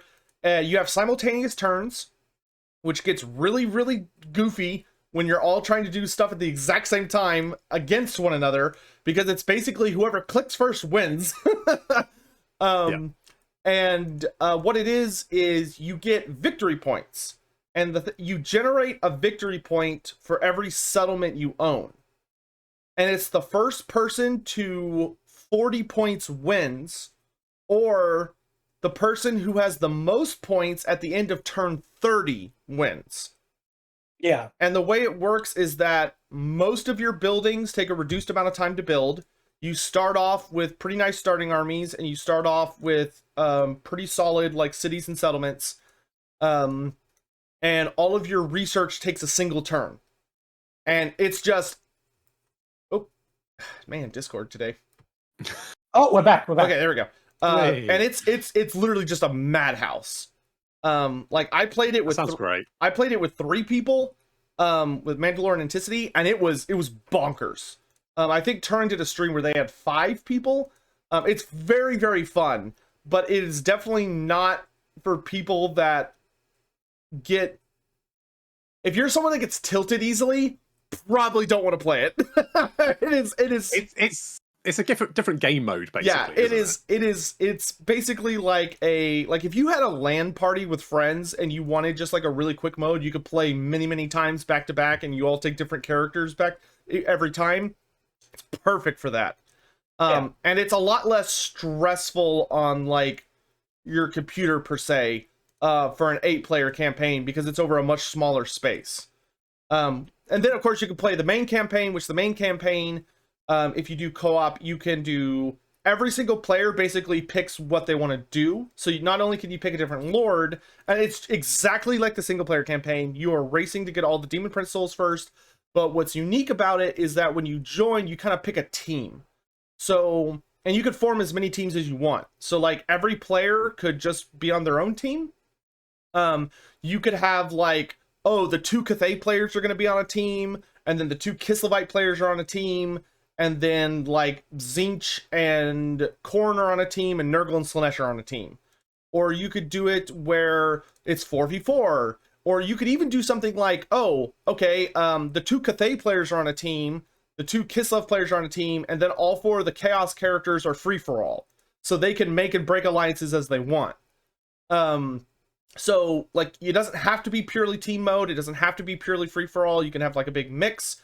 But it's really good for... I actually think it's going to be very popular because, A, it's a lot more longer and more fun, but because you could like take your time with it and it's not like a stressful race as much. But if you have like a group of players who maybe aren't as good at the game and you have one player who's really good, you can literally put all the bad people on a team together so they're all helping each other out, and then the bad player has to deal with all of them like starting off with a huge advantage, which can be really good. So if anyone plays against Turin, make sure you're on teams. Yeah, it's pandemonium, but it's a lot of fun. It's just I think as long as you don't take it too seriously. I think if you take it too seriously, you'll probably not. Yeah. You know, obviously know your levels of salt before you eat this dish. How much salt can you handle? Yeah. But yeah, so that's it for Total War stuff. And then the last subject for today, which I'm very excited to talk about, because it's something we've kind of dabbled in the past, but we wanted to have Dan on the show to kind of talk more in depth about it, is we're just going to spend a little bit today talking about our histories with Warhammer, and just kind of like the hobby in general, and the journey to finding and discovering Warhammer and all this stuff. Because Dan is definitely... like us, kind of a member of the old guard. Oh yes. So Dan, please, pain to prove it. Yeah, please, please enlighten us. Give us a tale. Spin us a story. Oh goodness me. Well, I think I first fell into wargaming when I was at school, and I must have been about 9, I guess, and my friend brought in Space Crusade. They had like a board game day basically, and he brought in Space Crusade. Now don't ask me why his parents brought him Space Crusade, but they did. And you know, my tiny little mind was blown because this looked amazing, right? Instantly, girls was something that was not going to be part of my future. It's not a thing. So and Space Crusades, for anyone that's doesn't know what it is, because it is quite old at this point, is basically it was a crossover between Hasbro and Games Workshop, and it was Space Marines versus everything, wasn't it? There was there was Gretchen and Orcs and Chaos Space Marines, and there was a Chaos Dreadnought, and there was also Chaos Androids who look a lot like Necrons. I see. Yeah, I mean, they literally had the same. You know, would how you the say old suspiciously like Necrons? I would say suspiciously like. In fact, I would say almost exactly like Necrons. In fact, I think one of them had exactly the same, because they had like the gun up like that and their arm down. And I think one of the first Necron models was exactly that. They had like the Gorse gun like that. It was basically exactly the same. And I played this and I thought this was amazing. And then I found Hero Quest. So for my birthday, I got Hero Quest, which again was another Hasbro Games Workshop crossover. And that's basically space, but I think Hero Quest came first. So Space Crusade is basically Hero Quest in space, but Hero Quest was effectively a dungeon crawler. And you had various different monsters: goblins, orcs, Famir, skeletons, zombies. A gargoyle looks a lot like a bloodthirster. And you sort of like move your heroes around, and you beat the enemies, and no one wants to be the wizard because he's garbage, and everyone wants to be the barbarian because he's the best character. And so I played that, and I thought, well, this is amazing. And this is because when you asked, did I want to be on, I was like, I need to do some research for this. So I delved deep, and I delved deep because I remember that after I got Hero Quest, I didn't realise there was any link here, because I didn't know what Games Workshop was. I didn't know there was like more models or anything like that. I didn't know what Warhammer was. And the boy that brought Space Crusade in brought a White Dwarf in, brought a magazine in. Man, what an absolute Chad this guy was. Right?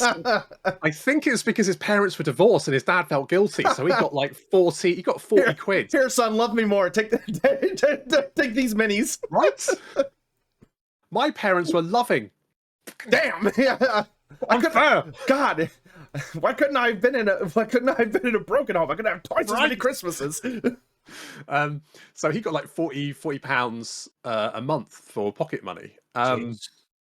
Yeah, this was back in like 1991. That you work out that with inflation, that's probably more like 60 quid these days every month. So he brought a white dwarf in. I remember that we were sort of like, me and him and some other boys were clustered around this white dwarf reading it in the playground, and the dinner lady came over and took it away because obviously she saw like a group of boys huddled around a magazine. She thought she knew what we were looking at. But she took it away, looked at it, and had this look of sort of like, this is what I expected, but I'm gonna take it away anyway, and I don't know why, but I need to maintain my authority. Oh man, that's they're just looking at it later like your teacher's just like having to do the right thing. Like just having this dilemma later. I guess I should take this away, but I don't know why. If anything, it makes it less likely they're gonna look at naked ladies. Yeah, really. Yeah. So then I got my first white dwarf, and it was White Dwarf 154. Which has, I know. And this was, when was this? October 1992. So for those of us who were less than a year old at that point, could you explain what's so prophetic about this particular White Dwarf issue?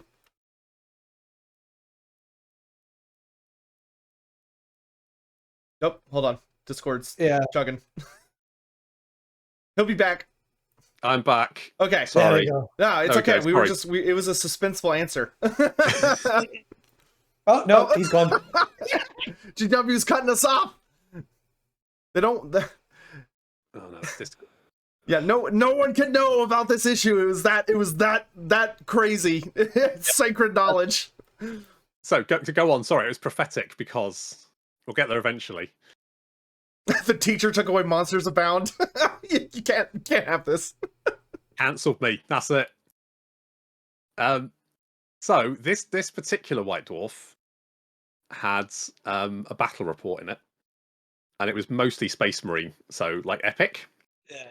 Which was Space Marine was one of my first loves because I think, well, the reason was if you looked at a box of goblins, you got 20 goblins in it. Whereas if you look at a box of like Eldar for Space Marine, you got like 500 Eldar in that box. Now, if you're doing the maths, 500 is better than 20. Yeah, really. So like, seems pretty obvious. Yeah, it's better value for money. But the White Dwarf after that one, 155, had a battle report in it, which was the Battle of Red Axe Pass, which I think was one of the first battle reports they did for the 4th edition of Warhammer. I've heard about that one.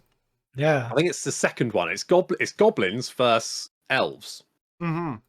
And this blew my... I read this so many times because... And this started my lifelong love affair with goblins because, yes, the high elves won, but elves suck, as we all know. And goblins are way cooler because, let's face it, they can ride spiders. And they've got fanatics and stuff like that, which are just far more interesting. So I was immediately drawn to the goblins, and I think some of the first models I ever got were actually the goblin spearmen and night goblin archers. The ones that, Man, you got some great stuff to start. Oh, it's good. Now, the only slight issue is that when I was growing up, I grew up in a very rural part of the country.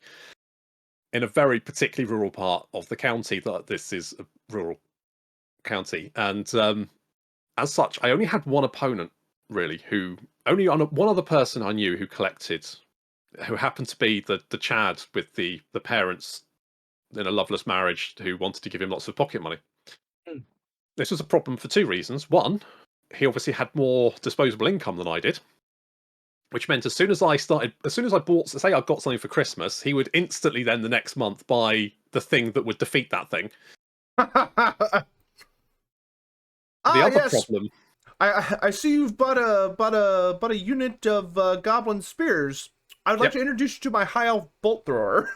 Yeah, but basically, Not related. Just wasn't even in just Warhammer though. You do it in Space Marine. Like I lovingly put together my orc army, and he would instantly go and buy 8 boxes of his bloody Eldar because he only collected Eldar and elves. That's what the only thing I ever got to fight against. I had one of those growing up too.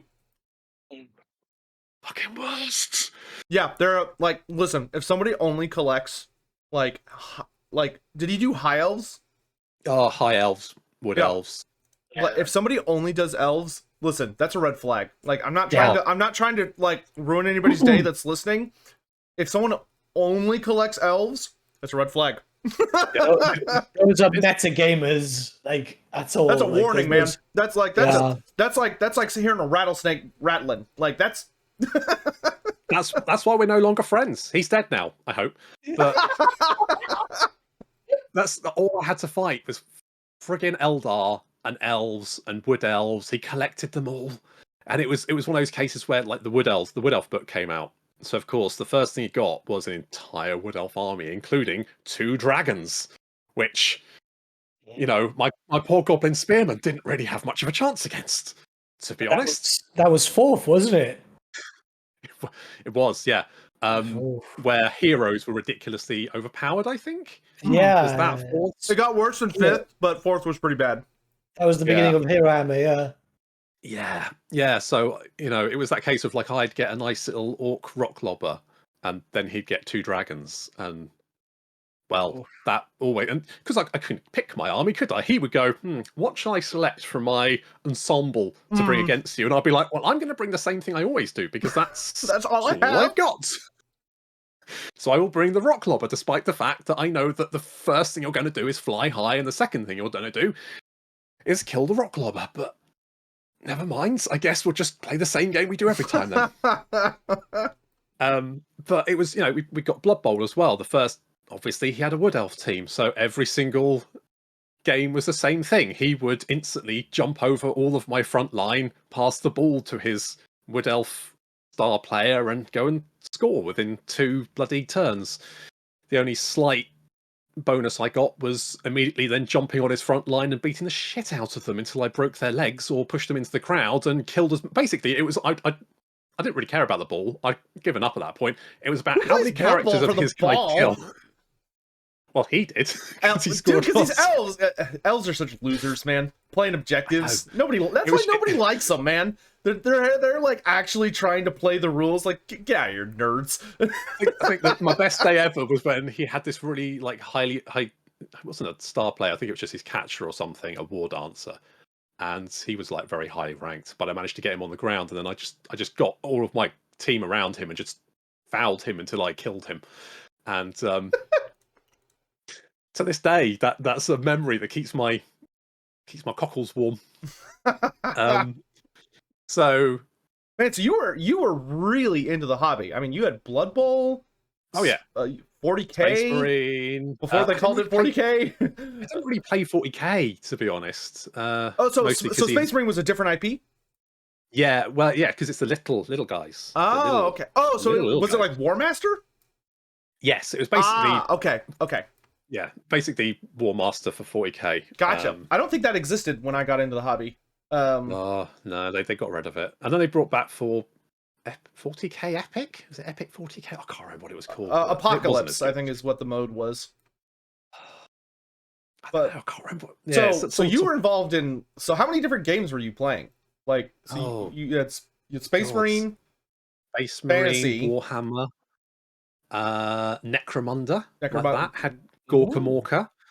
Blood Bowl. Yeah, see, Blood Bowl. Yeah, played. All right, so we're already at one full hand. Mordheim? What's that? Mordheim? Mordheim. I didn't play Mordheim, dude. Big gamer. Wow. Okay. All right. So takes one to know what. Mordheim, I genuinely think Mordheim was the best game that GW ever made. Love Mordheim. Fucking love Mordheim. I feel bad that I didn't get into it, but me and Nathan have discussed this. We are praying it's one of their bringbacks for the old world. But sorry, continue. Yeah, I didn't. When did More Time come out? I'm just trying to think. Probably late 90s, early 2000s. I think it was late 90s, like 90. Yeah. I would guess like 98 or 99. Yeah, I think that's when I was starting to tail off a little bit. Because 99. 1999. Called it. Yes, that was generally about when I was starting to tail off, because I sort of like I collected Space Marine and Warhammer, and I had a few armies for Warhammer, but there's only one opponent, and the closest Games Workshop was about an hour and 20-minute away, so I couldn't really get to it very easily, and this was before the internet. So yeah, were there any groups around me? Didn't where do you find that information in those days? You didn't. It was you just pray to God you had like a local hobby store or something. Yeah, exactly. Because if you didn't have that information. It was just no way to find it. So I only had this one opponent who always collected elves, and who had considerably more income than I did.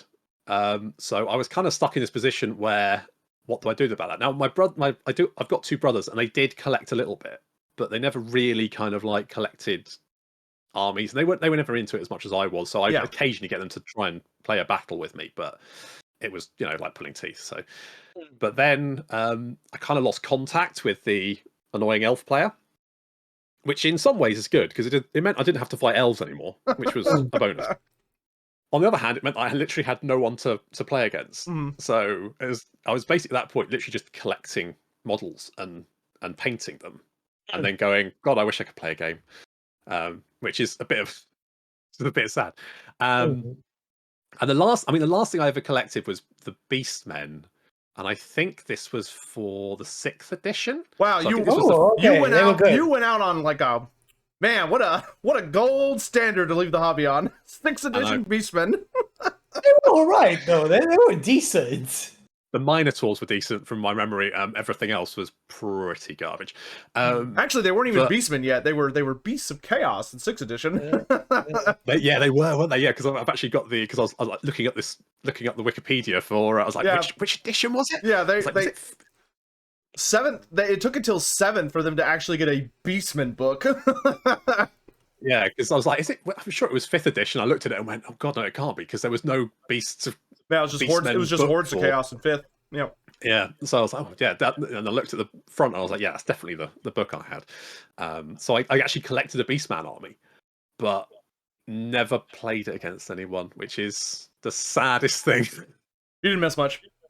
Yeah. You didn't miss much. I mean, to be fair, I'd spent most of my gaming life getting trounced, so it was. It would be no different. Yeah. I mean, I will say, 6th edition Morgar was terrifying. So I didn't have Morgar. I don't know if he had I think he had a mini, but yeah, 6th edition Morgar was like he was terrifyingly good. Yeah. So I kind of painted and collected for a little while longer, and then didn't really have anyone else to play against. So I was kind of like, and then I found computer games, and I got rid of all my stuff. But it should be said that my brothers are now, well, one of my brothers is now into collecting. He collected Loremaster for a bit, and then he's currently collecting the Marvel miniatures game. I've heard that game is like, it's not for me. I'm not interested in it, but I've heard it's very, very good. He loves it. He's playing it with his kids. They seem to like it. So that's good. And then my other brother he's now into Age of Sigmar, which I know, but no, we love AOS. That's good. Yeah, I think it's fine. Yeah, I've got to submit my list because I'm going to a grand tournament in like 2 weeks. No, I'm generally I'm not that super into it, because I'm not really collecting the models or anything, but I do like kind of like reading the books, or at least listening to the audiobooks. Don't get me wrong. At the end of Fantasy and start AOS, I hated AOS. I wanted it to die in the most fiery of flames. for almost the entirety of first edition. But once they got their crap together around second edition, it got a lot better. But so someone in my chat is asking. So in the Space Marine game, what all did you play? So I had orcs. I think I had most of the armies. I had orcs, I had squats. Squats. The squats. The glorious squats. Because the 154, was it the magazine that I got? That had a battle report in it, which was squats versus orcs, and the squats had a land train, which was so fucking cool. Supposedly, there are apparently some very strong, reliable rumors squats are coming back. That'd be good. Which, like, I don't think they're gonna call them squats because it's kind of it's basically like a derogatory name. But it'd probably be demiurge, won't it? Because they have like ships for the. But like, listen, if they manage to somehow do dwarfs in a 40k like futuristic theme, I very well may pick up that army. Admittedly, the squats were basically small hairy bikers. That was literally their I mean, if each faction has a theme, short hairy bikers is not a particularly strong. Are you thing saying to if build I went upon. out to Utah, I could find real world squats? Yes, I mean, literally traveling American highways. You know what? In my mind, I was literally thinking of a particular picture of a squat, which is like this guy is bald, he's got glasses on, he's got this big scraggly beard, and he's like standing next to this bike, and I'm like, you could literally see that in some very sort of rural parts of. You could easily find that in the States. Yeah. So yeah, but they had a land train which was cool, and zeppelins, which is also cool. So I had those. But I also had Tyranids. I'm team Nids all the way. Team Nids, because the Tyranids, I think they properly came like in the form that we now know them as, that sort of like, you know, devourer of.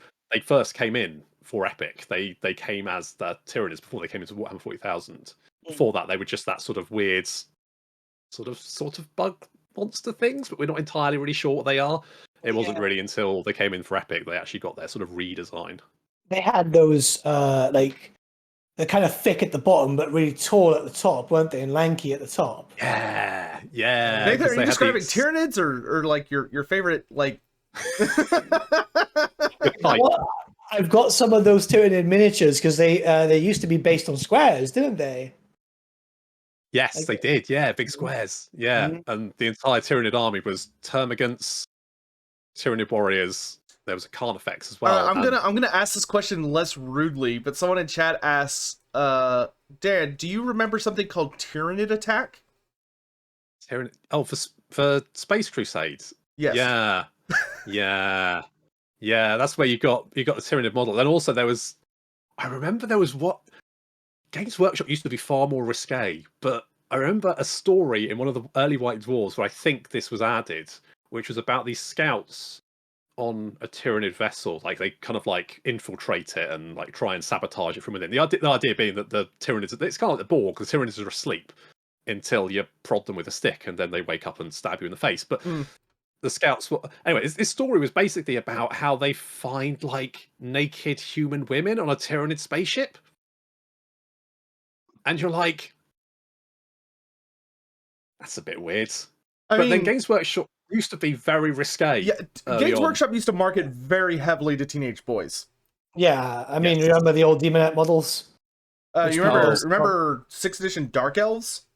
Which fun story. I actually had a 6th edition, had being the keyword, past tense, a 6th edition. Or no, I think it was 7th edition. It was a 7th edition. The books are still paperback. A 7th edition Dark Elves book, and I had a friend I was trying to get into Warhammer, and it's key to this story that he's Mexican, because I lent him the Dark Elf book so he could like read over it, get into the lore, fall in love with the army, and start buying minis and stuff. And he took it home, and his mother found it, and she just like when she found it, she just like went off on him. Because she was just like, this is a Catholic household. How dare you bring this smut into our home? Was that the one with the scary witch elf lady doing the shouty at the front? Yeah. Because even now that's seared into my brain. So she got me through many a cold night. So she thought it was like halfway between like Satanism pamphlet and porn. She literally burned it. It was burned. It was never returned to me. And you know what? I just didn't bring it up. I was like, you know what? That's a lost cause. Just don't tell her where you got it. I was actually going to ask because I remember reading a trilogy called the Conrad trilogy, and it's not the vampire. It was a very early trilogy of books. I think that's the old demon one. That's like one of the OG Black Library trilogies. Yeah, so I think it was before they had Black Library.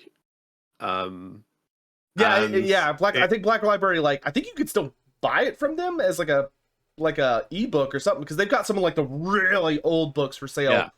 Yeah. But I remember getting this book for my like 11. I think I was 11 when I got it. I got it for Christmas.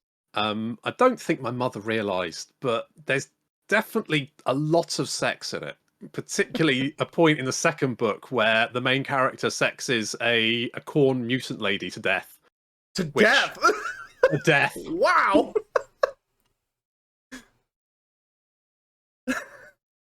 Got unstuck again. I mean, that is... Yeah, Discord couldn't even handle that. That is... Wow, that's impressive. Like, wow, okay. Yeah. I also remember I wouldn't suggest you actually read this trilogy, because I remember the first book being very good, the second book being okay, and the third book basically forgetting that it was running out of pages until the last chapter, and then... like every GW series. I mean, literally within the last chapter, he saves the Emperor, falls down a big chasm, loses his best friend, and finds out the thing that he's been trying to find out since the first book, but not in a particularly good way. He was writing and someone came in and was like, hey, they said no to a fourth book, you gotta wrap this up. It really does feel like that. Like, literally, he's getting these ends like, shit, I better... Right, he saves the Emperor, then he's going to go down to a big hole that happens to be there for some reason, and then he loses his best friend, because why not? And then he finds his love eventually, and that's where we're going to end the book. I don't really want to finish it you off, do not... No, you do not get to pull the spoilers card. No. Like, no.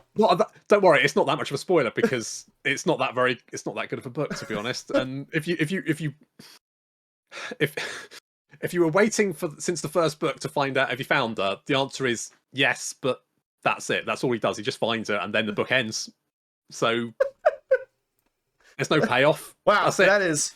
I've read some atrocious stories, but that's a whole nother...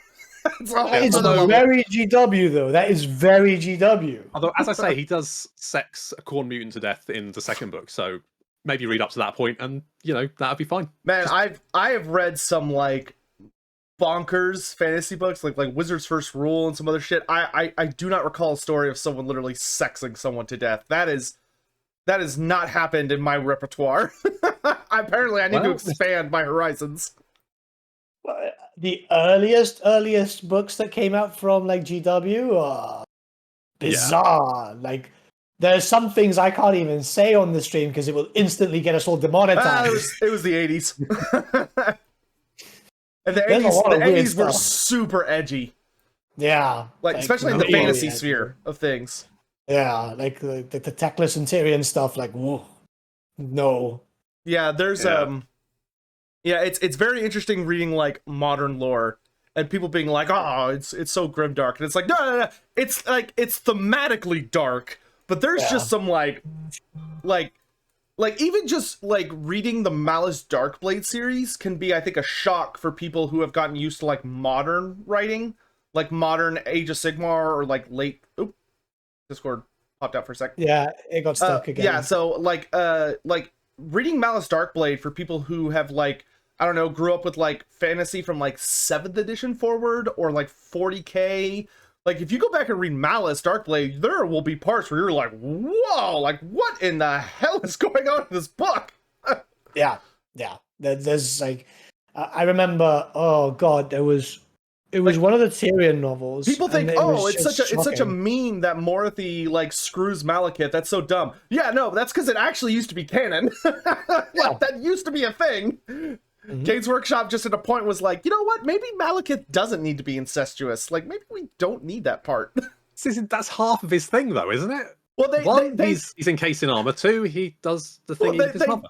They kind of sat there, and I think someone at Black Library finally went, if Malekith is encased in his armor, shouldn't that mean he can't take it off? No. There's a zip in the front. Yeah, there's a zip. Opens it up.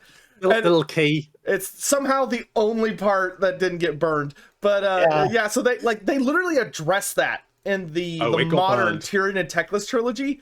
There's literally a part where Teclis is like talking about Malekith, and he says something along they're talking about Malekith, and he says something along the lines of like, well, at least like if Malekith dies, like the Dark Elves are like doomed to fall apart because Malekith literally can't have kids because he's sealed in his armor. Like he's basically like he can't reproduce, and you're like, oh yeah, like yeah, he's got a point.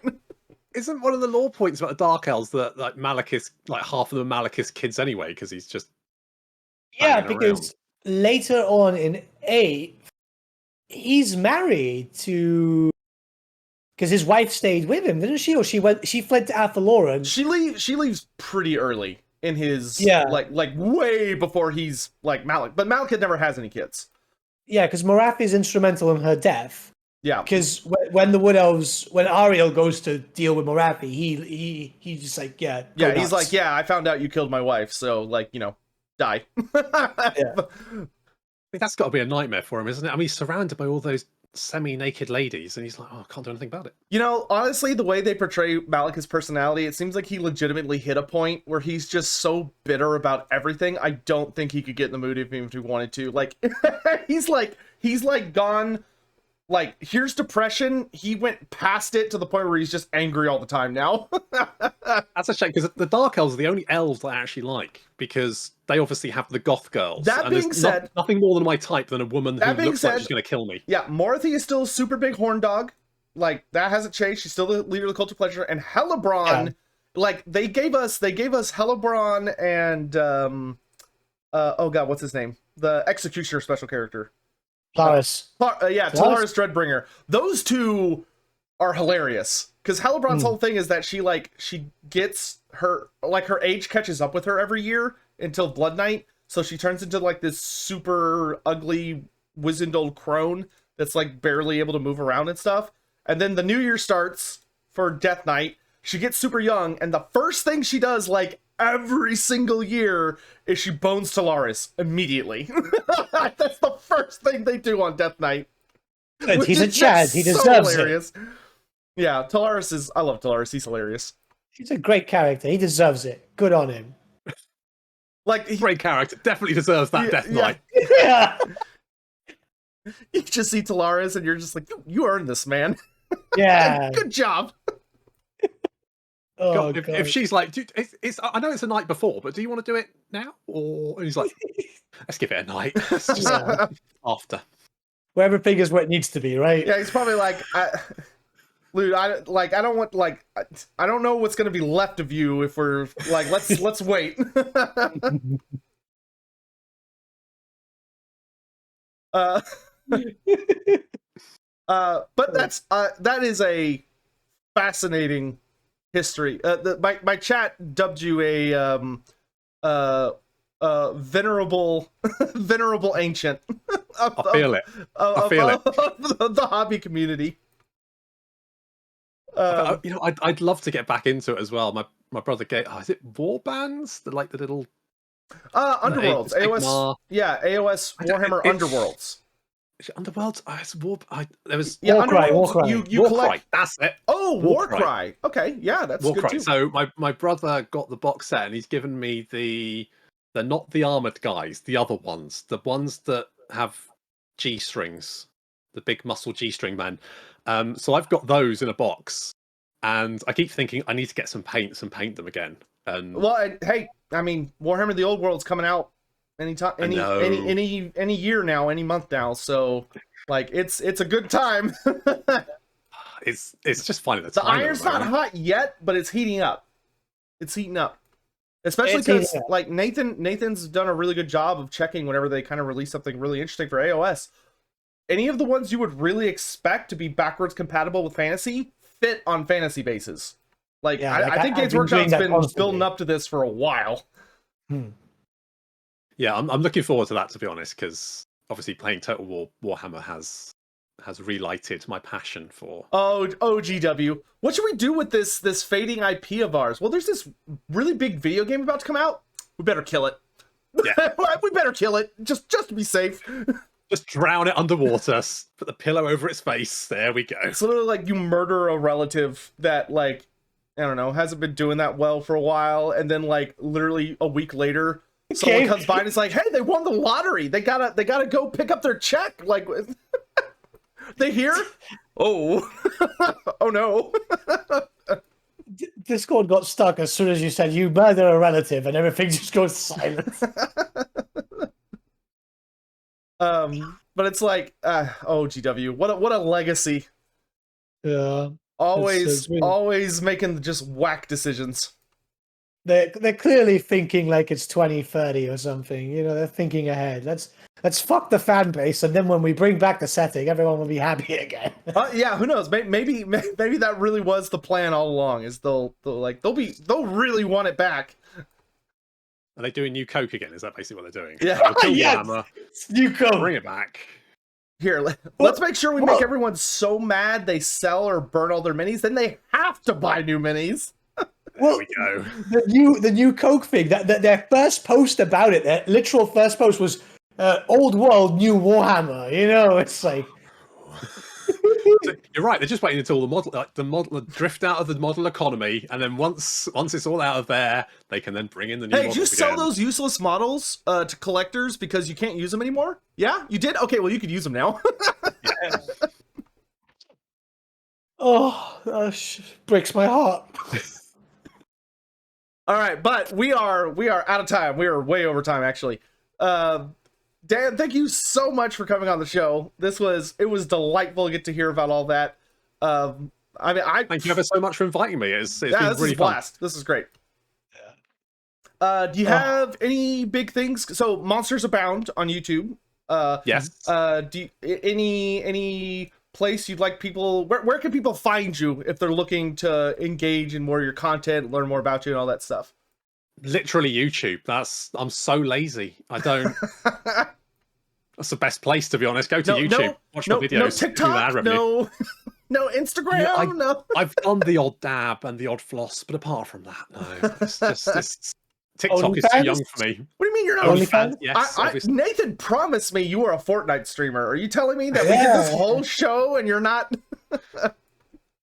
I've got no. I'm sorry. No, no. Man, fake gamer indeed. My God. I know.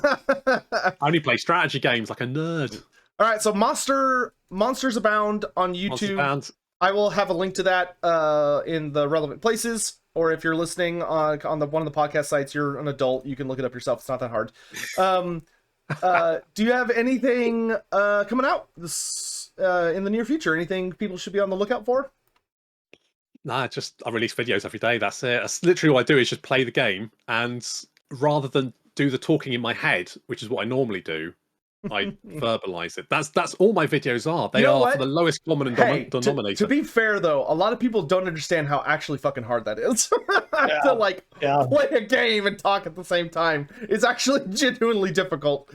I know, but you guys do like analysis. You think about things. You write scripts. I just go on and go, I can't remember what I was doing last time. Let's move that guy over there. That we put over it so we can do this separately. You can't put me on the spot. I panic, man. Nathan, anything you got coming up over the next week? Well, I've got to paint that Beastman character. Oops, and obviously there's still a few embargoes to go. You know, the most important Chaos God is going to be showing what case soon. So yep. And if you're like, man, I'd love to know all the embargoes, guess what? They already leaked on Reddit. You can look them up. It's not hard. Yeah, so they got leaked like immediately. Instantly. Yeah. I don't know why CA just doesn't release it publicly because they might as well. At least then it's intentional. That's great. There we go. It's back. Okay. There you go. Great. That's awesome. Obviously, Total War Warhammer 2 comes out in less than 2 weeks. Free. What? Warhammer 3. Oh, what did I say? Warhammer 2's been out for a while. No, they're re-releasing Warhammer 2. No one else gets Warhammer 3. Only we do. Only the content creators. Oh man, Discord is like, yeah, we need to wrap this. We need to wrap this up. Okay, so Discord's just like, ah. Okay, so great to see you all. Thank you all so much for coming by. Total War Warhammer 3 comes out soon. We'll have more stuff on it. Me and Nathan will be back next week. And hopefully we'll have Dan on again sometime in the future. But till next time, remember next week, character model is due for anyone that's participating in Tale 2 Gamers. A good portion of the show will be dedicated to that next week. And we will see you all next time. Thanks so much for watching. Bye, guys.